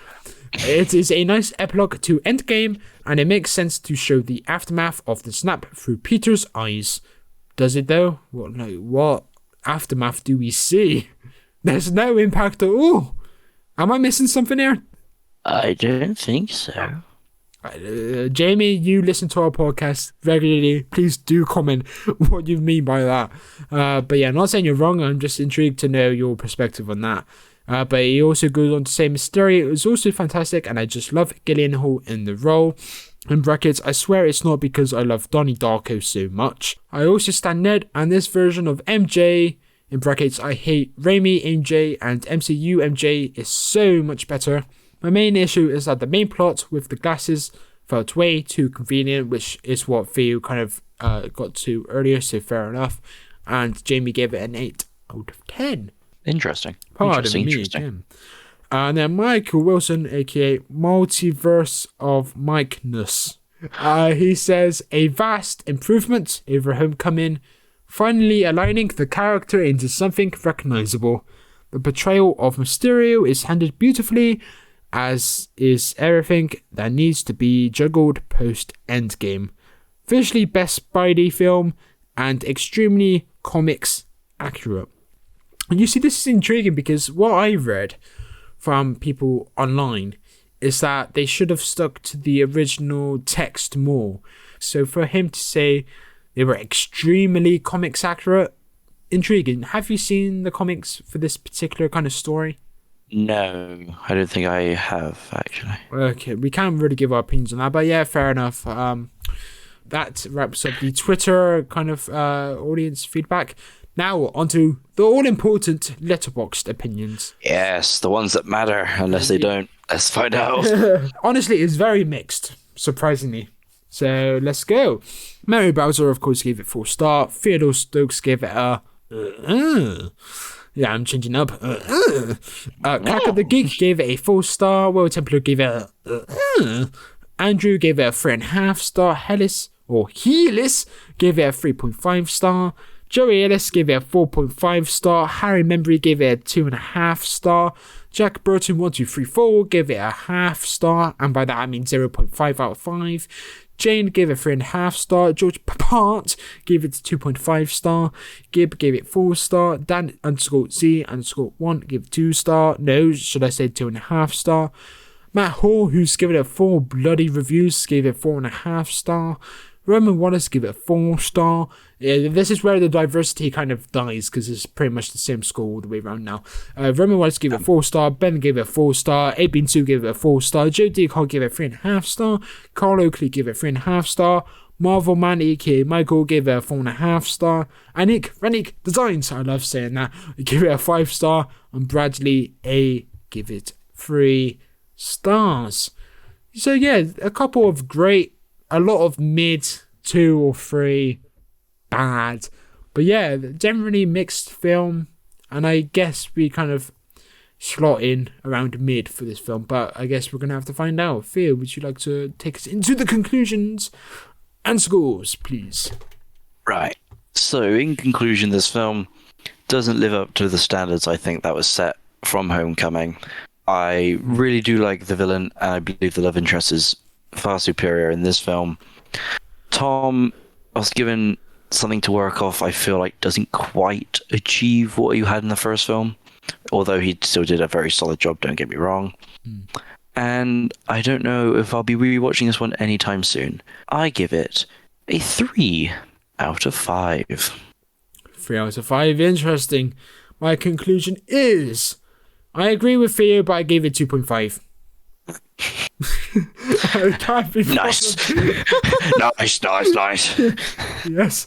So that wraps up, Theo, a review of Far From Home. And next up, we time travel into No Way Home. I think we should do some like teleportation sound effects. Can I just say something that you can put at the right beginning of this whole thing? Sure.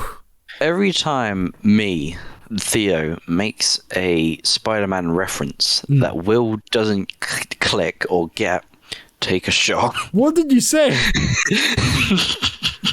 Sometimes I just acknowledge it and I think, yeah, that was... I get or just anytime I say one, to be fair. Anytime I sneak one in. What did you do? I said, I forgive you. Which is what Toby says to Sandman when he dusts off into the distance. He goes, I forgive you. And then he disappears. That's very broad. You got. Oh yeah, but like, yeah, I get. But like, come on, that'd be funny. If someone's like, I'm 12 drinks into this, come on, Will, get your shit together. Look, I let you go on these tangents about the comics and things, and I let Michael do the same thing. I don't care about the comics. I just give it to the audience because they really care. Only drink when I reference the films, okay, guys? That's the rules. Okay, now back to the future. Yeah. Welcome back to my ass. Why? No? Why? Okay. I gotta keep that in the edit. But Yeah. nice. 5 years have elapsed. This time it actually feels like that because, life gets in the way, doesn't it feel? Oh, it does indeed. Yeah, it's been a few days since we last recorded. The difference between Homecoming and Far From Home was like 1 day. But it's been like 5 or 6 days. It's been like a week. This is the end game. This has been in the making for like, how long was the MCU around? Yeah, 14 years. Yeah, that's how long we've been waiting to do this one. Yeah, 14, 15 years. I'm actually intrigued because I don't want to get this wrong. Iron Man release date. I think it was 2000. Boom! 2000, no, 2008. So I was bang on with 14 years. That's lovely. Yeah, so, Theo, No Way Home. Did you go to the cinema to watch this or did you stream it illegally? No, I went to the cinema. I went to the Cinema Deluxe. Oh, is that the one adjacent to Tesco? In Broadmead? No, it's the one in Cabot. Okay. But I went to the director's lounge because I didn't know that was the one that was... No, it was nice. I managed to get in, and it was like a nice reclining chairs, a nice little seat I could put my non-existent food and drinks on. I was treated like royalty. I was like, bloody hell, this is definitely worth the 15 quid I'm paying. 15 quid, wow. Wow, to be fair, I went to the one adjacent to Tesco. I think that must be Odeon. Yes. Odeon, okay. Odeon sucks. Yeah, I paid for someone else to come, and then they bailed on the day. And I said, oh, fuck you then. So I spent £5 on my ticket, £5 on their ticket, and I also brought hot dog with cheese and popcorn with like Smarties intertwined with it. And all in all, it came to like £23, right? So Odeon does suck because the seats, right, they go all the way back. So they are far from the screen, but there's no like, up trajectory. It's all very shallow. Like there is an incline, but it's not as high as a place like View. Like View is exceptional for like an incline, but Odeon sucked because I was right at the back. I was quite low, and I just thought, and I think that's contributed to my low score the first time around. But the point I was trying to make originally was, you of course went to the cinema to watch it. I was a bit naughty, and this morning I illegally watched the film, the first half of it, before again life got in the way and I had to go to work early. But I watched the first half. Emailing the FBI. Yeah, thank you, Theo. But again, why I mentioned the hotel, Jesus, no, the cinema, was that I did pay for that extra ticket, so Mr. Sony or MCU or whoever the fuck cares, I paid for 2 cinema tickets and technically I only utilised 1, so screw you, I bought 2 tickets, so I'm entitled to watch it twice. And that's exactly what I did, but technically I didn't even watch it twice. Technically I haven't actually watched this film all the way through in one go, because the only time I went to the cinema, I was 15 minutes late, and today I confirmed that because I got it up on my Xbox, and then when the scene that I recognized came up, I like toggled my toggle, and it did say like 17 minutes, so I missed 17 minutes, and then I got up to Aunt May's, spoiler alert, death, before I got the call from my boss, so I left at that moment. So it was a really impactful moment, and then I thought, you know what, I gotta go to work, gotta do this recording later, and I know the rest of the film, and based on that, I've bumped my score right up, because whilst there are problems with this film, I can't say it's bad at all, or even mediocre. It is, even with the added context, which I think absolutely helps with all like the villains and stuff, like Electro. Is his name Electro? Yes. The lizard. I'm Electro. Yeah, Dr. Octavius, even though he was in the first 2 films that I'd already... The lizard! The lizard. I love how they acknowledge how stupid his original plan was, like to turn the city into lizards.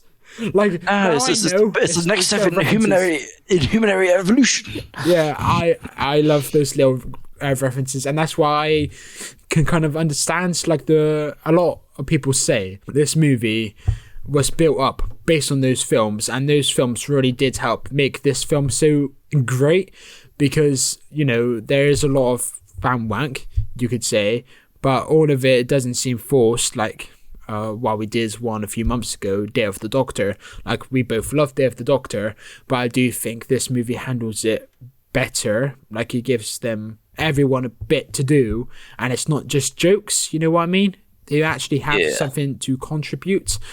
So I think that was pretty fantastic. And again, for the final time, I'm really glad I watched these films. And if you were like me, who went into No Way Home without watching any of the Tobey Maguire ones or any of the Andrew Garfield ones, then I would seriously recommend watching those first and then going to No Way Home.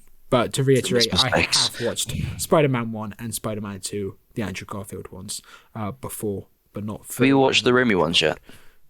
Those are the Tobey Maguire ones. You said... Oh, so you haven't seen 3 then? You haven't seen Spider-Man 3? No, I saw 1 and 2, like ages ago, months ago, but I didn't get around to the others because I know they weren't the best. But in the week, I watched Spider-Man 3, the third Raimi one, and the 2 Andrew Garfield ones. Theo, take over. Go, please. Good. I was just like saying, so all my references you're going to get, right? Yes, I will understand the references now. Because we're in my ballpark now. This is my kind of area. So when you first told me that you went to see No Way Home in the cinemas, and you've only seen like the first, I think that the first time you told me you went to see it, you only seen Spider-Man 1 and 2, the Raimi ones. Yes. And I'm not gonna lie, I was a little pissed off at you because knowing like what this film was leading up to and knowing what it was gonna do, I was like, it would really benefit if you watched the other ones beforehand. Otherwise, you'll either be confused or you'll just be like, "Oh, this is kind of shite." No, I wasn't. I wasn't confused per se, because I kind of got the gist of all the the villains, and you didn't really need. I still maintain this. You didn't really need the context of the other films to But it makes it so much better. Exactly, it makes it better. That's the point, and that's why I'm so glad I did watch it. The other ones, but it wasn't a bad film originally. There were certain decisions that involved Doctor Strange, actually, so it wasn't their fault. In fact, I was just like taken aback by like all these villains, probably villains from the other movies that I haven't seen yet, but I was still taken by them. I was still happy with them. I still liked Green Goblin, even though I did see him, and also Electro. I thought he was pretty cool, even though he's pretty shit in the Andrew Garfield ones. But that's literally all I remember from him in the Andrew Garfield ones, just him going, "I'm Electro," and then it's just it. It's like that's just his line. Because felt weird, but I'll allow it. It's like if you ever like do a comparison between the Raimi and Amazing Spider-Man, there's always the thing of like with the villains, you can quote the Raimi villains almost line for line, whereas if you try and quote anything from the Garfield ones, from the web ones, it's a lot harder to find good lines they say. Yeah. Like if you're like Green Goblin, like you could go on for ages about the amount of banger lines he says, even if they're a little corny. Like he still has some good lines, whereas when it comes to like Liz and Electro, it's like I mean, with Electro, I remember like I'm his helping hands or something like that. Yeah, but like that, he wasn't even. But even that's shite. I was like, that's like it's sea spider, whatever. That's like it's just. And then you compare it to just it's the next evolution. It's the next. What is it? The next step in human evolution. It's like cool. Shut the fuck up. No one likes you. Yeah. I want more power of the sun in the palm of my hands, please. I'm intrigued to know, though, because we may as well make this just like a whole franchise review at this point.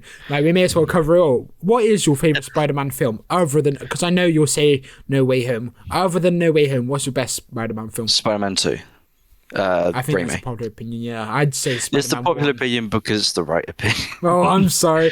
No, but Spider-Man 1's got to be up there too, right? Oh, Spider-Man 1 is second, or third even. Like, except from No Way Home. Well, yeah, like, do you want me just to tell you my rankings of them? Yeah, like, sure. Do you want me just to fucking do this? Yeah, let's do it. All right, No Way Home, Spider-Man 2, Spider-Man... I think then I put Into the Spider-Verse. Wait, let me just... I haven't seen that one. That's the only Spider-Man film I haven't seen. It's good, way overhyped, but it's still good. Interesting. I've only heard great things about that. So Yeah, it's like it is really good, and it's like revolutionary, and the art style is gorgeous, and the story is really nice. But going into it, like everyone going, "Oh, it's the masterpiece! It's the next freaking Godfather." I don't know. Yeah. I was just a bit like, I Named ain't even seen Godfather. Great. Yeah. But I was like, "Oh, this is good. Don't get me wrong." But it's all right. Here we go. Okay, I lied. Actually, I'm going to edit that right now. So No, I've got to get out now. What was your score? What was your score? right, so list: No Way Home, Spider-Man 2, Spider-Man, Spider-Man Into the Spider-Verse, Spider-Man Homecoming, Spider-Man Far From Home, The Amazing Spider-Man, Spider-Man 3, The Amazing Spider-Man 2. Wait, you put The Amazing Spider-Man... Oh, no, okay. I was going to say, where was Spider-Man 1 on that list? Spider-Man 1 was third. I appreciate that. That it's a decent film. It's actually like fourth place for me. Well, it's actually fifth place Spider-Man? now. Or The Amazing Spider-Man. The Amazing Spider-Man. Oh, that's seventh. Oh, Jesus. Yeah, like well, as we'll get onto this podcast, I have this thing for Andrew Garfield, but even I could admit, like, this ain't it. Yeah. I also did put out polls on Twitter that we'll get to when we do talk about, Peter Parker, Spider-Man, whatever, and then I'll introduce that kind of segment. Andrew. Yes. But it'll be interesting to see how we compare. I might do like a little graphic that comes up on the screen for our YouTube listeners. It's Spider-Man 1, No Way Home, Homecoming, Spider-Man 2, The Amazing Spider-Man 1, Far From Home, Spider-Man 3, The Amazing Spider-Man 2, and yes, that's it. And I've still got to see the Spider-Verse, and I'm sure I'll think that's good as well, because I've heard fantastic things. Even though Theo here is trying to spoil the parade a bit. I'm not spoiling the parade. It's a good film. Like, yeah, definitely go watch it. You'll love it. Yeah, but it's just, I don't know. It's just something about it. Okay, nice. So, Theo, nice. go. It's like you want to say a sentence. Go for it. Well, it's kind of hard to start. Like, where to start with this one, really, because there's so much I want to talk about, but it's like give me a place to start, and then I'll go from there, because otherwise I'm just going to sit here and just go from topic to topic. Okay, let's go with... Oh, why not? Let's go from the start. Like what I didn't see originally. We have Peter dealing with the identity is Peter Parker. There you have it, you want folks. to go from the very start, okay? Oh yeah, because this is a thing. I saw a video. I don't remember who did it. There was like a breakdown or like an analysis, and there's a lot of things with like it might have actually been a film theory. I might be chatting out my ass. But there's a thing of like in the film, you think that a large part of the film would be the Spider-Man being Peter Parker twist. Yeah. Like that, because that's like how Far From Home ended. It was like Mysterio doing out like Quentin Beck saying outing him, and then this film was going to pick it up and like, because I was going into it expecting it to be like 1/3 of this film was going to be like him dealing with the lawyers, him having to do all the like legality stuff, and I was like cool, but I don't really want to spend 45 minutes just watching a court case. And then we get into the film, and it's 10, 15, 20 at a push minutes, and it's over. Literally 10 minutes, and that's it. Which I kind of like. Like the opening 10 minutes, even though it is lawyery stuff and that's kind of boring when it comes to most superhero films, it was still good. Like, it's quick, it's funny. Like, basically the interrogator getting Ned to confess everything was quite funny to see. Just like, so you were his main accomplice. I would like to retract my statements.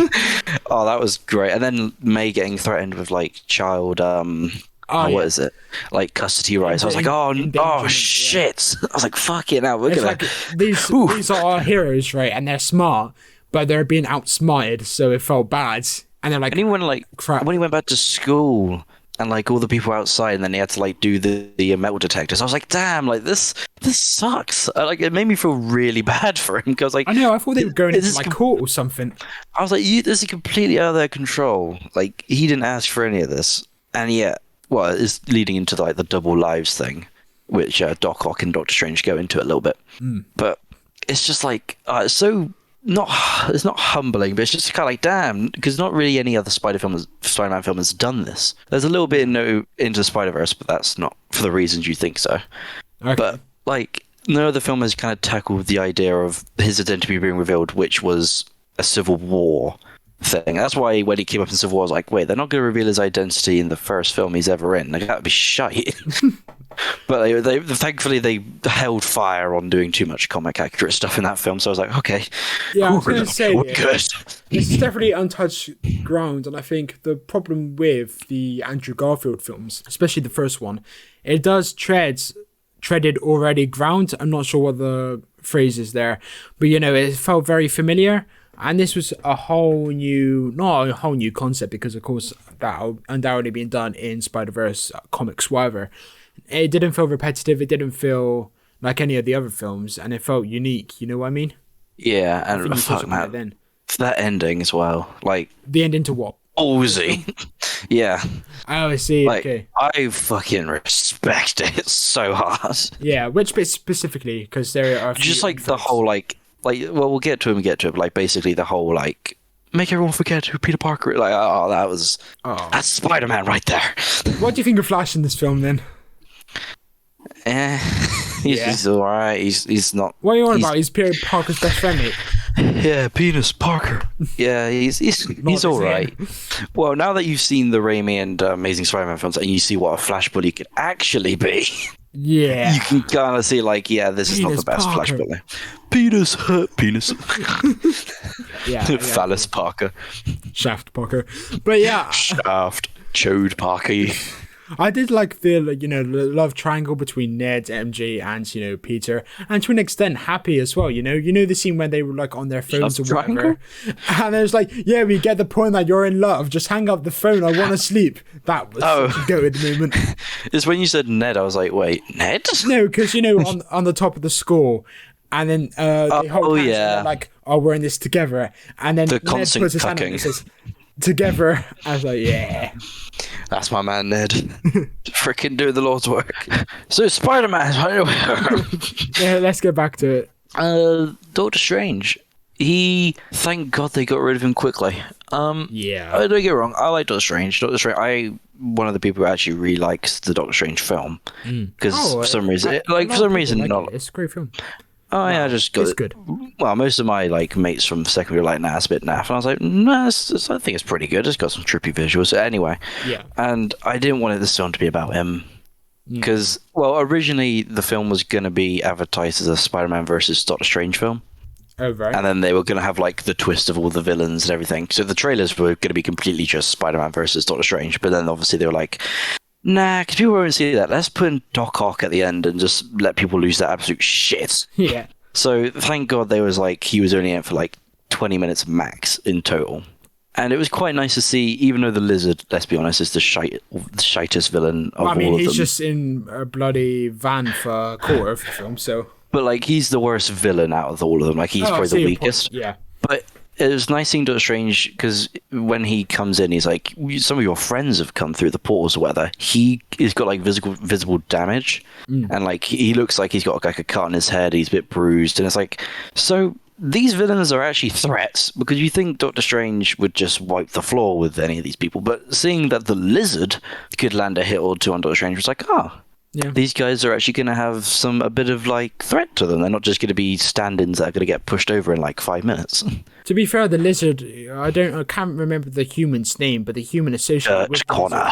Him, that guy, was probably, ironically, the quote-unquote human I was actually more invested in than anyone else, because when I saw him, I was like, hey, it's that guy. Because I didn't really care about Electro and Electro's bad story. He literally just fell into electric eels, and then when he came onto screen, that really weird musical score come on, and I think, that dubstep. Yeah, I kind of respect it though that they brought it back in for this film.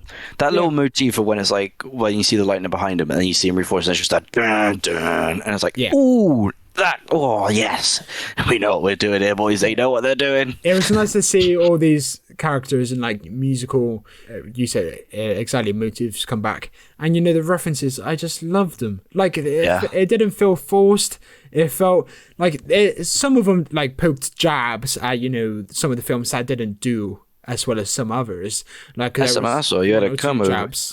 You had Garfield ones. Last time I saw you, you had glasses and a bad comb over. Yeah. And I was like, again, that line's like, oh.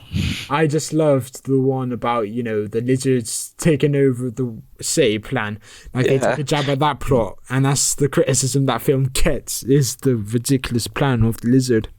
Oh yeah, well, I say we give the section a minute because I reckon there's a lot we can say about the villains. But Doctor Strange, for now. Doctor Strange, he was like the Scooby-Doo this crap was ruined by the trailer because it just wasn't funny. No. And like when he's in the mirror dimension, that is a very sick scene. Like seeing Spider-Man versus Doctor Strange was.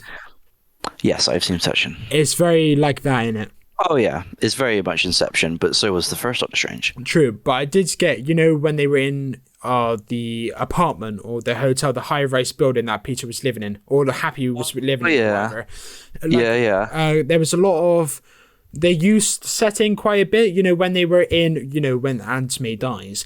Just before the whole sequence of Dr. Octavius and Peter fight. No, Green Goblin fight, should I say.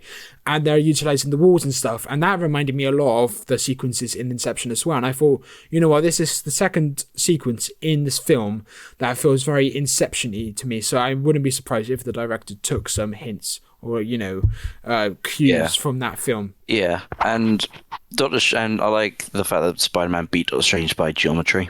Like, just a nice touch for making Spider-Man nerdy again. Like, a very neat little... Because we had him, building all the cures and stuff, which was kind of geeky and nerdy. But seeing him be like, oh, this is just geometry, and then he basically he 1v1s Doctor Strange and wins. I think it was much needed as well. For his character, because we haven't had many of these moments. Yeah, and it was nice just to see dorky Peter Parker again for a split second before he has his life completely fucked. It's such an impactful moment. When the circle, the pore is closing, and you just have it close on Doctor Strange's face, and you have really dramatic music. I felt like, you're betraying your mate here, and he's gonna come back for not revenge, but he ain't backing up his mates there. Yeah, it was such a great little moment. But Doctor Strange, speaking about the lizards and whatever, and that ridiculous plot, I've noticed the main criticism of this film, and I guess you kind of touched upon it before when you introduced this segment, is Doctor Strange's involvement. And of course, you needed some way of, casting a spell. So naturally, Doctor Strange is your guy. And I do like the jokes about, blip him for 5 years. When they first became acquainted again, that was a great little moment. But again, it's like when he's doing the spell, why doesn't he take the time to have a conversation with Peter about what he actually wants? Why does he start the spell and then say, nice knowing you, Peter? At the end, we have this really impactful, quote-unquote, impactful scene. That's meant to be impactful, I suppose. Where he says, I don't want to lose you, Peter. But then I think... He doesn't say that, you bastard, Strange. Yeah, it's like he's just trapped him, right? He's trapped him for the whole film, and then suddenly he doesn't want to forget Peter or whatever. And then at the start, he is fine to lose Peter because he is so dismissive. And I thought there was, when Doctor Strange came back and he saw the three Peters fighting, and he had that, astonishment, vibe. I was like, okay, so it would make sense if he kept that going. But then in the very next scene, at the end, he gets angry at Peter again. And I just think, so there's just no development at all. You were astonished, but now you're angry again. But now you're sad for some reason. But then there's no reason why you should be sad because you rushed into it so much at the start. And that's my main problem with this film, is trying to be emotional at the end by doing something it should have done at the start. But if it had done it at the start, it wouldn't be as impactful. Do you get what I mean? And this isn't just me. This isn't just an opinion of mine. It's something I've noticed on TikTok, and I know TikTok's not a movie review. But there's a scene. There's a really funny TikTok actually. It was Doctor Strange, from the Doctor Strange movie. Practicing the hand movements for years to get acquainted with his powers. And then there's this really hard cut and really loud music starts blasting of Ned's doing it. And then it's like Ned's tingles. And it's like, this guy's practiced for years. This guy has tingles. Merge that together. What? And that was funny. And then I looked through the comments and then it literally just slated this film. And what the main problem was, Doctor Strange's motivations in this movie, and I agree, and that's why my score was so low, and that's why it was a 2.5 when I originally watched it, because I just thought I could see what they're trying to go with, and I still do agree with that to an extent. Again, I haven't seen the end again, so I may have misinterpreted it the first time without the first 10-minute knowledge, but it felt very bait to me, that they were trying to go to the emotional route, but then that had no weight at the start. Go for it. I'm going to back up my boy. I think Doctor Strange is serviceable, and I think his story within this film, I think it's justified, because if you think about it, he was blipped for 5 years. He comes back to a world he's not familiar with. He's no longer the Sorcerer Supreme. He's kind of like down his luck, and he's talking to Spider-Man, who he's perceived to be the guy who saved half the universe with him. And he's like, yeah, I'll do my mate a solid because I want to prove that I've still got it. That I've still got the spark that made me the Sorcerer Supreme. So he rushes into the spell and he gets pissed off. And then he realizes, wait, he's just a kid. Why was I doing this? He's a kid at the end of the day. He's dumb. That was a good movie. And then they have the whole fight about him, just now Doctor Strange shit, I've got to clean up my mess, so we're just not going to take any risk. We're sending all these guys back to their universes because I don't want to get my ass beat by Wong again. And then Spider-Man's obviously no, we can save them because Spider-Man, the other hero.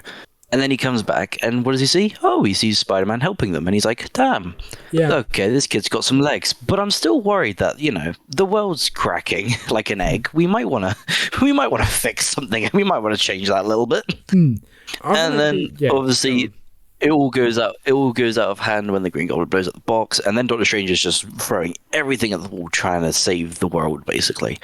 Yeah. And then he sees this kid come back. In that moment, he's no longer a kid. He is not a man. I hate using that. He's a man now, kind of thing.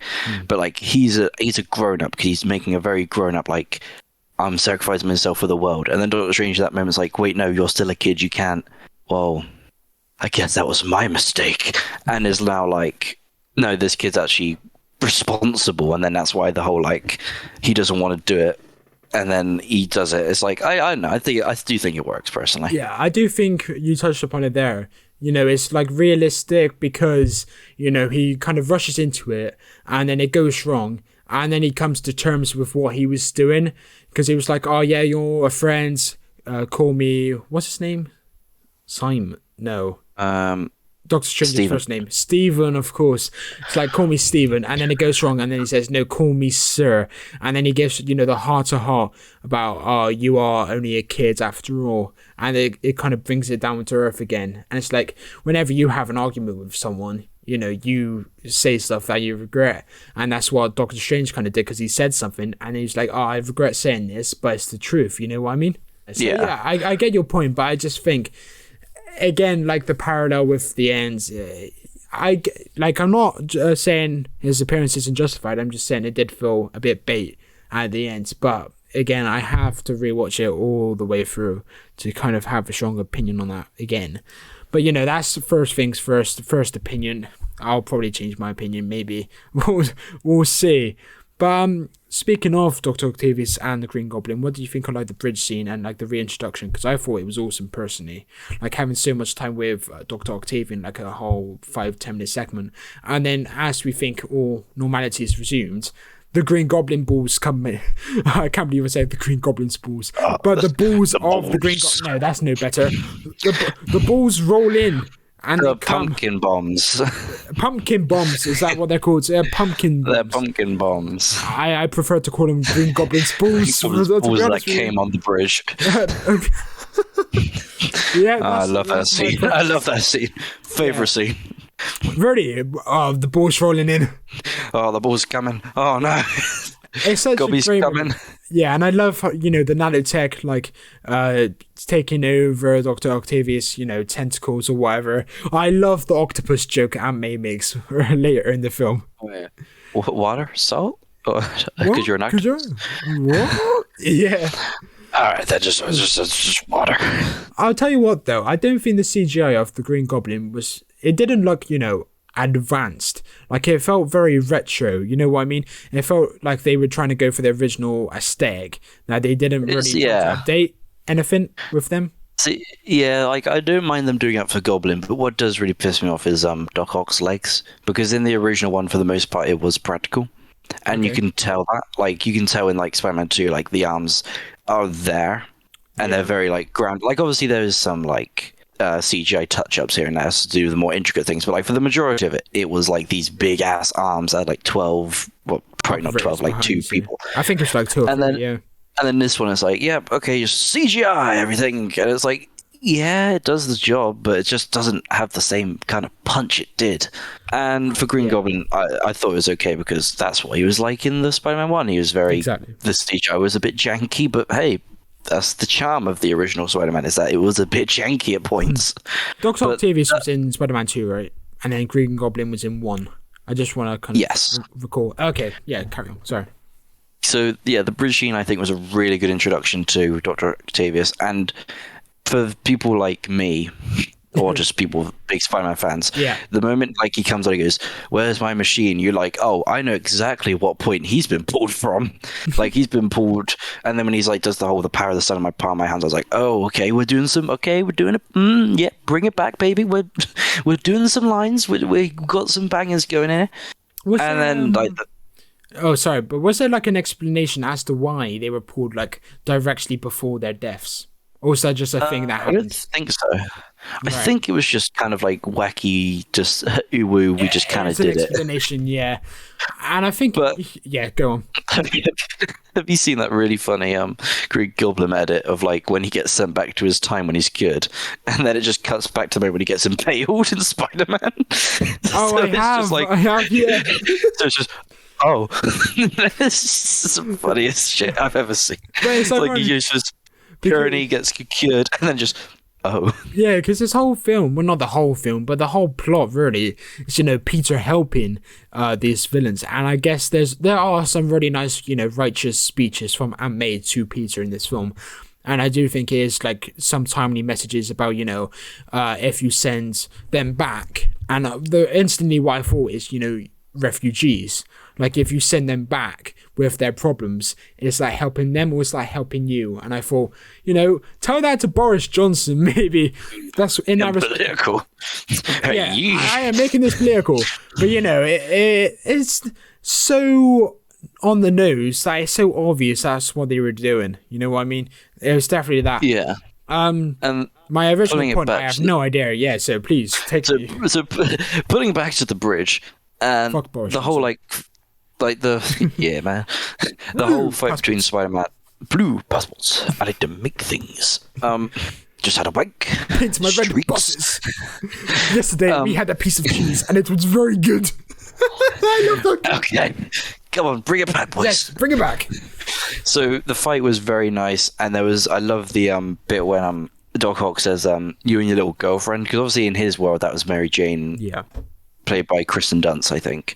And then, like, his arms come out, and then Doc Ock goes, we got competition. I was like, oh, I love that's a bit of that's Dr. Octavius. It's just that, little jabs and little jokes he makes. And then, obviously, the, thwarting of him was all right. I found it a bit too easy. Yeah, but then again, I do respect how much Doc. I keep going to say Doctor Strange and then going Doc Ock. Yeah. I do respect how they made Doc Ock actually stand a chance against Spider-Man in this film, because I was dreading that because there were so many villains that all the villains were going to be pushovers. Yeah. But I like that, he actually gave him a run for his money for a good half of that fight. Like, half of the fight was just him running away from Doc Ock because he was flinging cars like a madman. Yeah. And then, obviously, when he's got the university lady out the car and all that, and then you see the Goblin Orb and you hear the laughter. I was like, oh, here comes the best MCU villain of all time. And then it cuts immediately. I was like, oh, they know what they're doing. The cheeky cunts, they know what they're doing. They're keeping him out of my reach. I just want to. Yeah. And then there was a scene where William Dafoe's character, the Green Goblin, what's the human's name again? Or is it literally Green Goblin? Norman Osborn. Oh, no. Oh, okay. Yeah, because I was You're thinking... not Norman Osborn. Norman Osborn's dead. The Amazing Spider-Man 2, right? And I was thinking, imagine if they brought back Harry. that Green Goblin. I'd kill myself. I would actually end it all because Yeah. he was horrible. Even Spider-Man in that film. Have you seen the clip of Andrew Garfield looking at me and goes, "What the fuck?"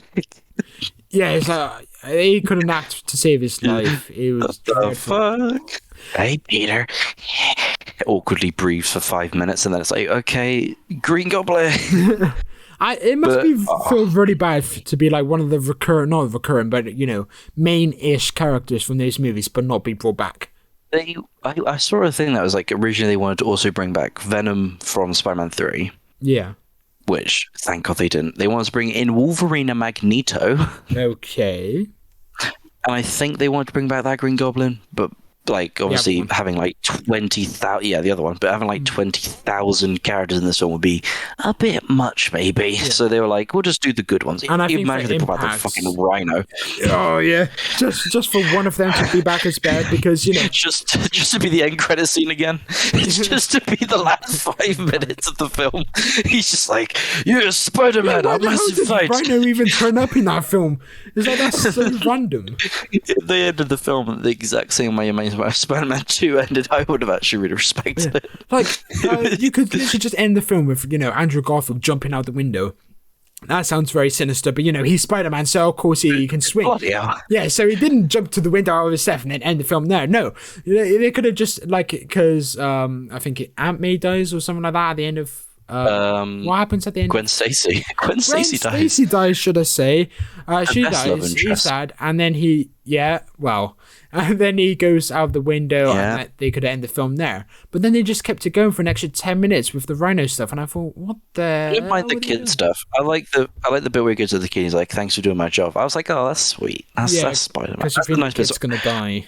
Whatever. Well, I didn't think that. No, not for a chance. I think that the Amazing Spider-Man 2 was gonna have the balls to actually kill off a kid. And like, I was like, yeah, this kid's not dying, but just that little heart tart was like, and it's the same kid he made the windmill for. Yeah. And I was like, well, not made, but like fixed it for. And I was like, oh, it's like little touch like that. That's what I really liked about Andrew Garfield Spider-Man was like the little human touches, like when he's trying to remember Electro's name, like Max, and he's like, Max. Yeah, I do. I know your name. I know your name. Yeah, Max. Yeah, that was like that's just like.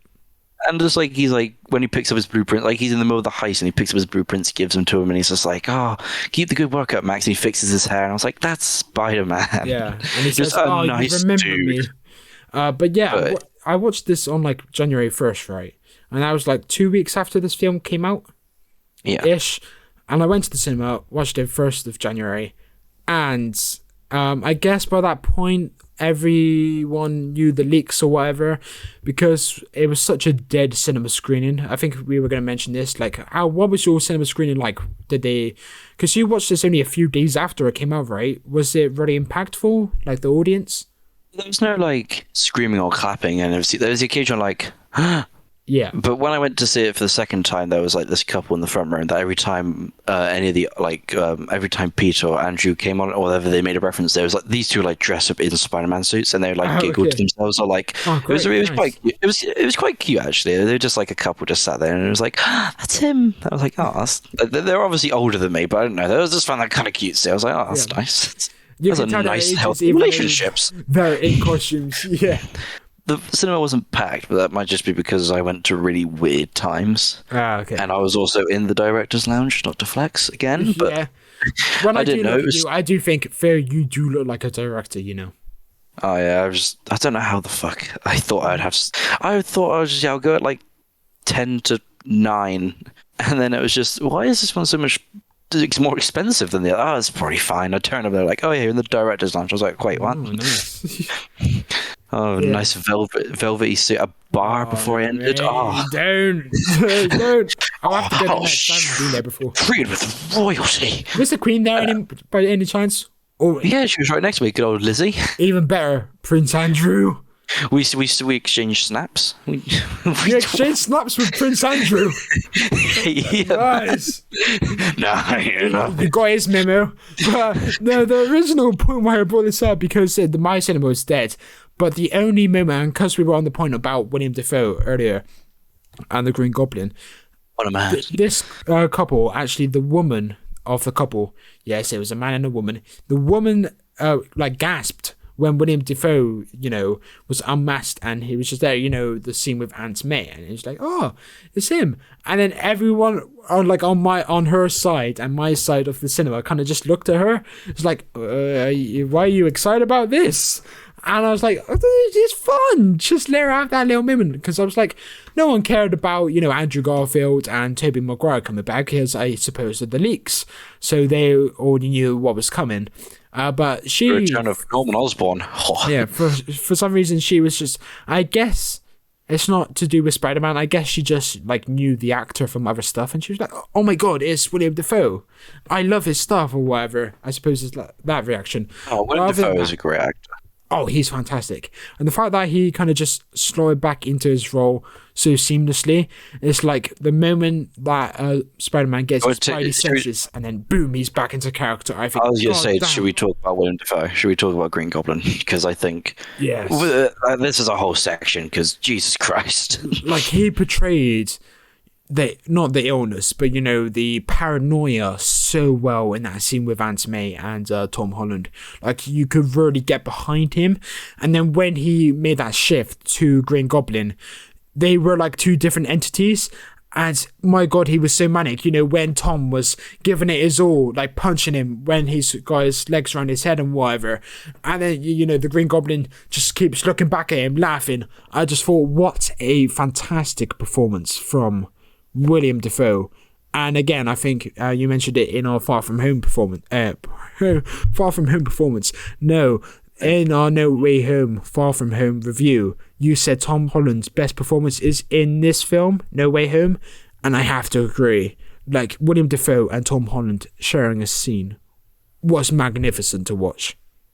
This is and everything they got with the villains, this is more just touching on all the villains, but they got all the villains so right. Yeah. Because that was another big worry going into this film. I thought they're going to, because Doc Ock in the trailer, you didn't really know what his whole deal was other than he might be the baddie.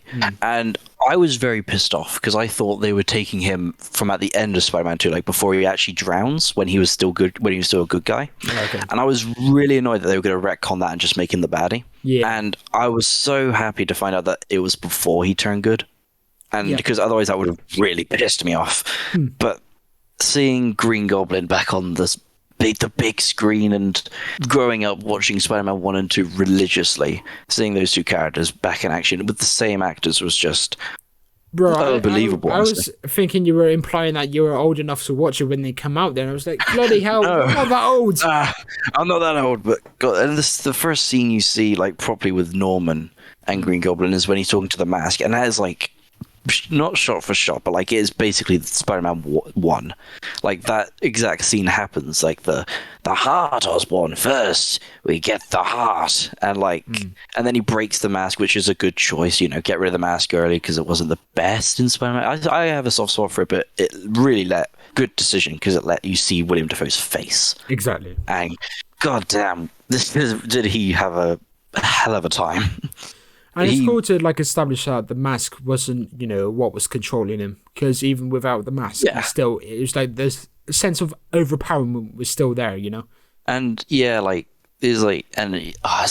really hard to put into words because William Dafoe in this and Green Goblin is just makes this film why it's why it's my favorite Spider-Man film. Yeah, it's because they get the villains so right, and even Doc Ock.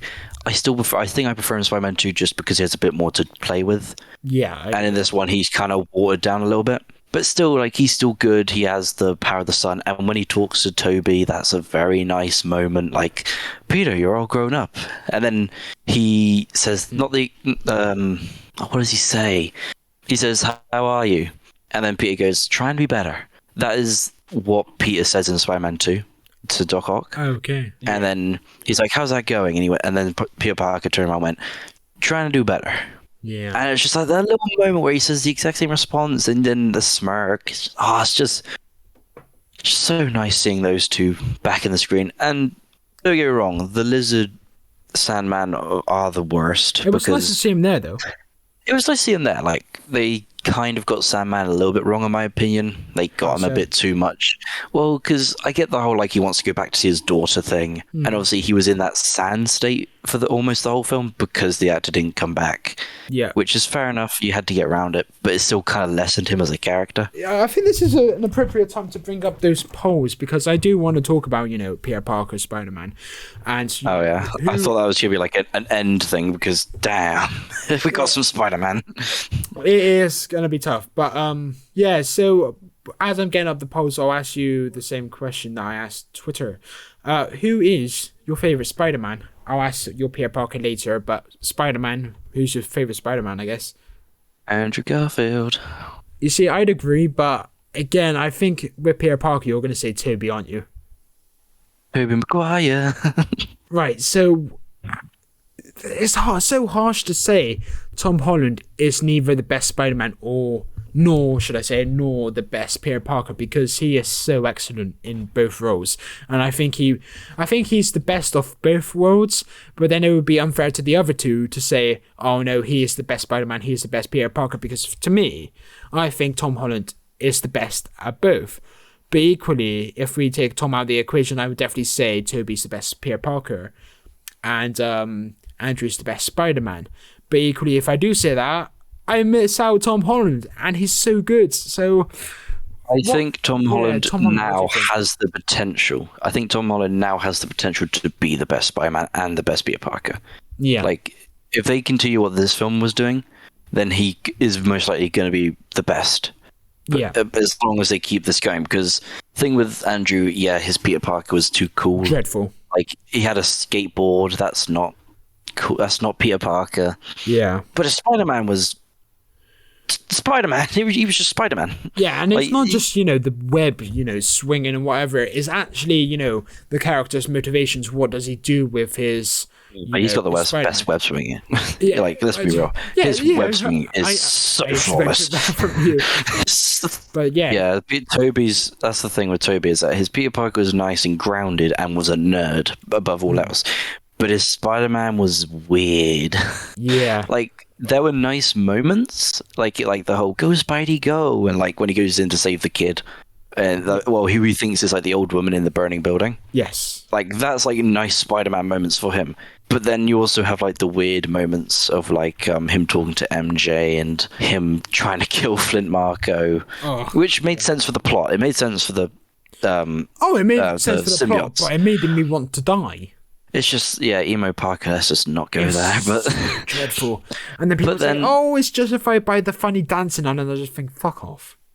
It's funny, like, I still love Spider-Man 3, but that's just because I've grown up with it, so I've grown up to love it. Yeah. But, like, I can admit, like, if I look at it objectively, I'm like, yeah, this is not a good film, but me personally, I love it, just because it is so fucking weird. Yeah, but to reflect your thoughts, kind of, Tobey's Spider-Man is actually losing the poll. Well, has lost the poll, should I say, past tense, because 36 votes, 27.8% said Tobey, 30.6% said Andrew, and 41.7% said Tom as the best Spider-Man. Oh, see, yeah, like in this film, he really shines as both Peter Parker and Spider-Man, but I just think he needs one or two more films to really, like, set himself, because in Homecoming and No Way Far From Home, we talked about it, and we said, like, oh, it's good. Like, he does a very good job. Yeah. Bordering on, like, a great job. But in this one, he does an amazing, great job. He is the amazing Spider-Man. But, bloody hell, that was a burp, excuse me. He join is... The club. Yeah, join the burp club. He is an amazing Peter Parker and Spider-Man. But I think if he continues like this for a whole next film, or even, like, the next trilogy, I think he will be the best. Unless they give Garfield some more films, and then Garfield completely wipes the floor with him. But that got 36 votes, and the poll with about Peter Parker got 14 votes, so about half, just less than half. And Tobey by far won with 57.1%. Andrew got 7.1%, and then Tom got 35.7%. So it's very respectable. But yeah, Tobey is the best Peter Parker according to some Twitter people. He balances it so well, And when people say, "Oh, it's the best middle ground," like, what do you mean by middle ground? What's the middle ground up? You said the same in the old review. So what did you mean by like Tom is the best middle ground? What would you say? Elaborate for me, like enlighten me. Oh god, you made me speaking for a whole nation here. Okay. So, well, imagine like this: if I was to watch, for me at least, if I was to watch a Spider-Man film, I'd rather Andrew Garfield do it. If I was to watch a Peter Parker film, I'd rather Tobey Maguire do it. But if I had to watch one with both of them, I'd probably pick Tom because he can handle both of them. Whereas the other ones specialize. The other ones specialize in one, whereas Tom can balance. Does that make more sense? But you wouldn't say so. He can balance more, but he's not the best at their respective things. Yeah. So like, let's give you a really weird analogy. Imagine Andrew Garfield's Spider-Man has make a diagram. Put this to graphics on YouTube. No. Imagine Can't be bothered. Andrew Garfield's Spider-Man's got 3 blocks, and his Peter Parker's got 1. Now imagine Tobey Maguire's Peter Parker has 3 blocks, and his Spider-Man's got 1 block. Now Tom has 2 blocks, both on Peter Parker and Spider-Man. Does that make sense? Yes, sure. I'm not doing the graphics just because it needs to come out tomorrow. I'll draw the graphics for you tonight and I'll send them to you so you can edit that. I'll do that because it's an abomination. Blame Theo. I think you'll look really good. Right. I think this is going to look smashing. Nice. So if you want Spotify, Apple, Google, go over to YouTube just for illustrations. This is. Can you tweet out my illustrations? Sure. Just no context, just the picture. Just a picture, no text. Just okay. The picture, sure. no text. Sure. This is so funny to me. So I guess we have to talk about it. When Andrew and Toby come into the film, did you crim your pants when Andrew came in? Yeah. A little bit, yeah. I loved when Zaya chucks that bread at him. Don't throw the bread. Not the bread. Not again. Yeah. That's not enough. This is enough. And like Andrew's performance in this one. Like, let's just do them one at a time because, like, Andrew's performance in this one is his best out of any of his Spider-Man films. It's like the way he talks. The way he talks about Gwen, of like how he lost somebody, and you can still see that it's still tearing him up inside. And when whereas like with MJ, wow. Oh, that was so clean of a moment and so deserved. Like, damn, he needed that is the thing. Yeah. And like, because with Toby, he's at that stage in his life now where he's accepted what Uncle Ben's done. In the third one, he kind of got that resolution of like what he's done and that he's got to move on. Whereas they left Andrew at a point where it's like, no, this is his fault that Gwen died and nothing's going to change that. And then they just didn't end that story off for him. And in this one, they come back to it. And when he talks about going down like a dark path, and the moment he's like, when I stop pulling my punches, I was like, no, Andrew, no. Because it's so sad seeing like who was probably the most bubbly Spider-Man talk about how he went down this path of like vengeance and hate. And it was so hard to hear. And then when it's just a phenomenal performance, honestly, in this film. Agreed, and it's so much better than in his own 2 films, and he was so good for the moments. You haven't seen Tick Two Boom, have you? I started it and then I stopped, and I regret it. So Tick Two Boom, I love it. Yeah, probably one of my favorite films of last year. I do have to watch it properly. Have you seen Hacksaw Ridge? I haven't seen Andrew in anything else except from the 2-parter. Hacksaw Ridge it's a war film. I'm here now. No, it's a war film. Hang on. I do have to go in 20 minutes time, and we do have to do audience interaction and conclusions and whatnot. Watch Hacksaw Ridge. Okay, I will. Go. Okay, that's Andrew. Toby. Okay, Toby. So Toby, I don't really have an opinion except from echoing you. I heard the actor say that he didn't want to talk too much about his Peter in the film. Like he didn't want the film to dwell too much on him. That he wanted it to be about Tom, which I respect heavily. Yeah. That Toby was like the grown up of like, yeah, I'm here for the fan wank, but this is Tom's film. Yeah. I don't want too much of my story being there. And when he came back, he was lovely. He's such a nice guy. I just think Toby is a nice guy. And this is where I found out he like fucking killed his wife or something. Wait, what? Oh no, I knew it taking the piss off. Thank God. I was like, no. Before I say anything, is Tobey Maguire a nice guy? Controversy. Disclaimer: joke. It's like there's so much chemistry on screen, and it's just a delight to see them, even at the end when Toby stands in front of Tom to stop him from killing Goblin, and then he gets stabbed himself. And then I was just saying that's such a beautiful and empowering moment, and then it's cut to him going, "You're in a lot of pain, aren't you?" Yep. I do wonder why that scene went on for so long, because there was such a long pan of Toby, and I get it was meant to be impactful, but it went on for 20-30 seconds, and I thought, get to the point, and then he got stabbed, and I was like, that build up was kind of worth it. But I think it's because because the thing is with Toby, he has a track record of killing, not directly, but most of his villains die. Right. Okay, that's as much like a waffle on. Oh, that was a good time to come back then. I was on a really good man. I went on a bit of a rant. I'm not gonna lie. Okay, well, I trust that you did a good job about it. You'll hear it. I did a great job. Great, but we did talk about the ends, and we do have to go in. Well, I have to go shortly because I do have to work very early tomorrow morning. So I basically just summed up the ending. Thank God for that. So I didn't talk about the portals. I talked about when Green Goblin doesn't die. We don't care about the poles. We just care about the hand thing, and how did he know?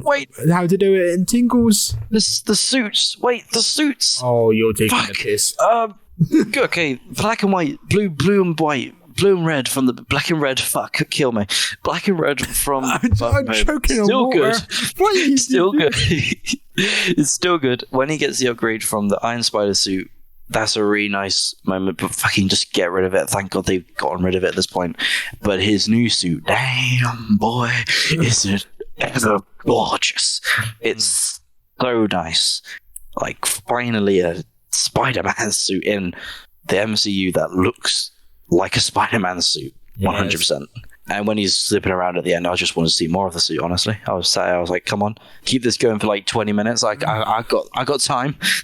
Okay, are you done? My suit trilogy, the suit trilogy. The suit trilogy. I do want to mention Andrew Garfield's suit is gorgeous. Oh yeah, Andrew had the best suit. Best suit of all the Spider-Man. Well, Spider-Man, Spider-Man 2. I wouldn't disagree, to be honest with you. Yeah. The eyes are just Spider-Man. Anyway. Right. Interaction. I should probably get the Twitter ones up. Do you want to waffle for an extra 30 seconds? Man. Right. Mario Bowser 494, open bracket, backup, close bracket, at Mario Bowser 494, dash January 19th. Yes, it's been 10 days since you commented that. We've been slacking, Theo. We've been slacking. But he said, absolutely phenomenal in every way. My favorite non-Avengers movie, even though Winter Soldier is still great, in brackets, it may be because it came out just now, but I don't care. He said, the villains are great, although William, I think he spelled the very wrong, gets more credit for that. Spoilers below. I mean, if people are reading past this point, they're going to want the spoilers. But he said, seeing the three Spider-Men is just the greatest feeling ever, especially because I grew up with all of them. I mostly grew up with Garfield, though. Honestly, think that Garfield, the animated cat? No, Andrew Garfield, of course. Was the best of the three, but I'm not surprised because after rewatch the Amazing Spider-Man films, he's a fantastic actor. I would beg to disagree, especially after Amazing Spider-Man 1, but I know you do like that one and you think it's underrated, as you said to me in a letterbox reply. Okay, and then he said, Aunt May's death was so impactful and the ending, whilst having a few plot holes at first glance, is still really well done. Overall, I just adore it. 10 out of 10. Here is my full review. Sort of plug. I will not link it. So yeah, if you guys want to check out Mario Bowser 494, search it up on YouTube. And then the name that you loved last time, Theo, Multiverse of Mikeness, said, I'd love to know if anyone had the experience when my screen and legitimately cheered and clapped when Garfield and Maguire appeared. I think we watched a few days and weeks after, and then Michael literally watched on premiere day, so that makes sense that they were, hyped. I would have loved to see on opening day, but COVID stuff, and then I was encouraged not to go because of whatever the case is, whatever. But he says, in terms of the actual review for the movie, he said, perfection for a Spidey fanboy like me. Did everything necessary to undo the unrecognizable MCU Parker and fully make him the character I know and love at last. Done expertly by the use of previous cinematic Spider-Man and their Spider-Men, should I say, and their villains to show what the character should be. He continued with Doc Ock and Goblin are outstanding, even divorced from the nostalgia, though that's cool. It was surprising how much and how well the other Spider-Men were used and actually made sense to the story. I agree. Doctor Strange was window dressing, but he's in the next movie, so we'll allow it 10 out of 10. I am really intrigued to know how, because of course I did like the blip joke that Doctor Strange had at the start of the film about the main sorcerer and whatever, and I was like, yeah, it'd be nice to see how Doctor Strange is doing after the whole events of Endgame and whatnot. So are you hyped to see that film? And of course, Ray's coming back. Yeah. I really hated the trailer being the end credit scene, but I am looking forward to the Multiverse of Madness. Oh, was the trailer there post credits? Yeah, it really pissed me off because I waited the whole time and it was just a fucking trailer. Was it at least a new trailer that you hadn't seen before? Well, they released a trailer onto YouTube a week afterwards. Oh, okay. So it was I think it was a waste, but yeah, they could have done something more clever with it, but no. Probably a bit of a rush, COVID restrictions, I guess. I don't know. But yeah, this is going to be very one-way traffic with few exceptions. But here's the letterboxd scores anyway. Michael Wall said 4-star. Gabe said 4-star. Mario Bowser 494 said 5-star. Cracker the Geek gave it a 4.5. 8-Bean Soup gave 4-star. Jody Khan gave 4.5. Helis gave 3. Bigfoot Anon gave 4.5. George Papart gave 4.5. Harry Memory gave it a 4. Cole gave it a 4. Dan Z1 gave it a 2.5. Jack Burton gave it Jack Burton 1234, should I say, 3.5. Theodore Stokes gave it a... Do you want to do the rendition of the sound effects this time, Theo? Make one up on the spot. Duh. That just sounded like you're giving head or something. Okay. Okay. Yeah. Okay. So went from to yeah. Nice. Yeah. He just wants to escape. Joey Ellis gave it a 5. Marvel Man gave it a 5. Ben gave it a 4. Anik Designs gave it a 5. And Matt Hall, also known as Matt Whelan, gave it a 5-star. Nice. Theo, do you want to lead us in to the scores and conclusions of your right? So, but yeah, there we go. Go for it. My overall conclusion of the film is amazing, phenomenal acting, great comedy, good heart and emotion. Definitely wouldn't be as good if it wasn't with the other Spider-Man films, but with the assistance of Raimi and the Web Universe, this makes it the best Spider-Man film in my opinion. It might change when I rewatch the Raimi films, but as of now, it is my favorite Spider-Man film. I give it a 5 out of 5. Woo! I'm intrigued to know, is this your first 5 out of 5 you've given on this channel since you joined? Yes. Wow, it's a bigger moment for you then. Woo! Get the party streamers. Play the sound clip from Five Nights at Freddy's. Let's go. Yay. As for me, knock a point off and you go on my score. And that is a 4-star from me. So that comes to a 4.5 out of 5 average, which I'm not going to dispute. Unlike you, it's not my favourite Spider-Man film, even though it is jointly scored with my favourite Spider-Man film. I still think, again, I'd have to rewatch it to be honest with you, but Spider-Man 1's such a great film. So, this is on par. It'll be interesting to see how it holds up on the rewatch. But that, Theo William Stokes, wraps up our review of the Holland Trilogy. It's been ages since we started the trilogy. in terms of watching and reviewing it, but now we finally come to a close until we do it all over again next month for Indiana Bloody Jones. Great. I fucking love Indiana Jones. But yeah, this is the exception of these franchise reviews. We're not going to be doing like 3, 4, 5, or even 7 or 8 hour blockbusters. That's not happening. But Theo said to join our Homecoming review, make this long, and I was like, all right, then get the lube. But no, no, I was like, no, but I should make the review long. And I was like, what, sure. So we spend more time, so I could be more flexible with the edit. And yeah, so it's come to 3 hours, hopefully on the dot. But we've been recording this for 2 hours pretty much. So it'd be interesting to see if I can cut it down to 1 hour, 2 minutes, which I would need to get down to 3 hour dead on. But yeah, that's the plan. But yeah, we'll be back next month with a special guest who is meant to be with us for this trilogy. Jamie, Mario Bowser 494, regularly mentions, regularly thinks Theo's opinions are shit. I gotta confess, he said he pulled his hair out to our Home Alone review because of him. Well, we're gonna throw hands. Yes, you are. I look forward to that. But yeah, see you guys next month for a review of the Indiana Jones trilogy. And our residential singer of the podcast, Theo, is now going to sing the Indiana Jones theme tune. Go, Theo. Dun dun dun dun dun dun dun dun dun dun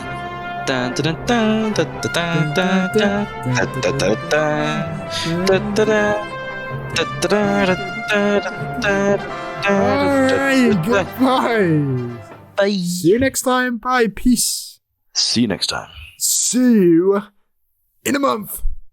Yep. A month. Month. Month.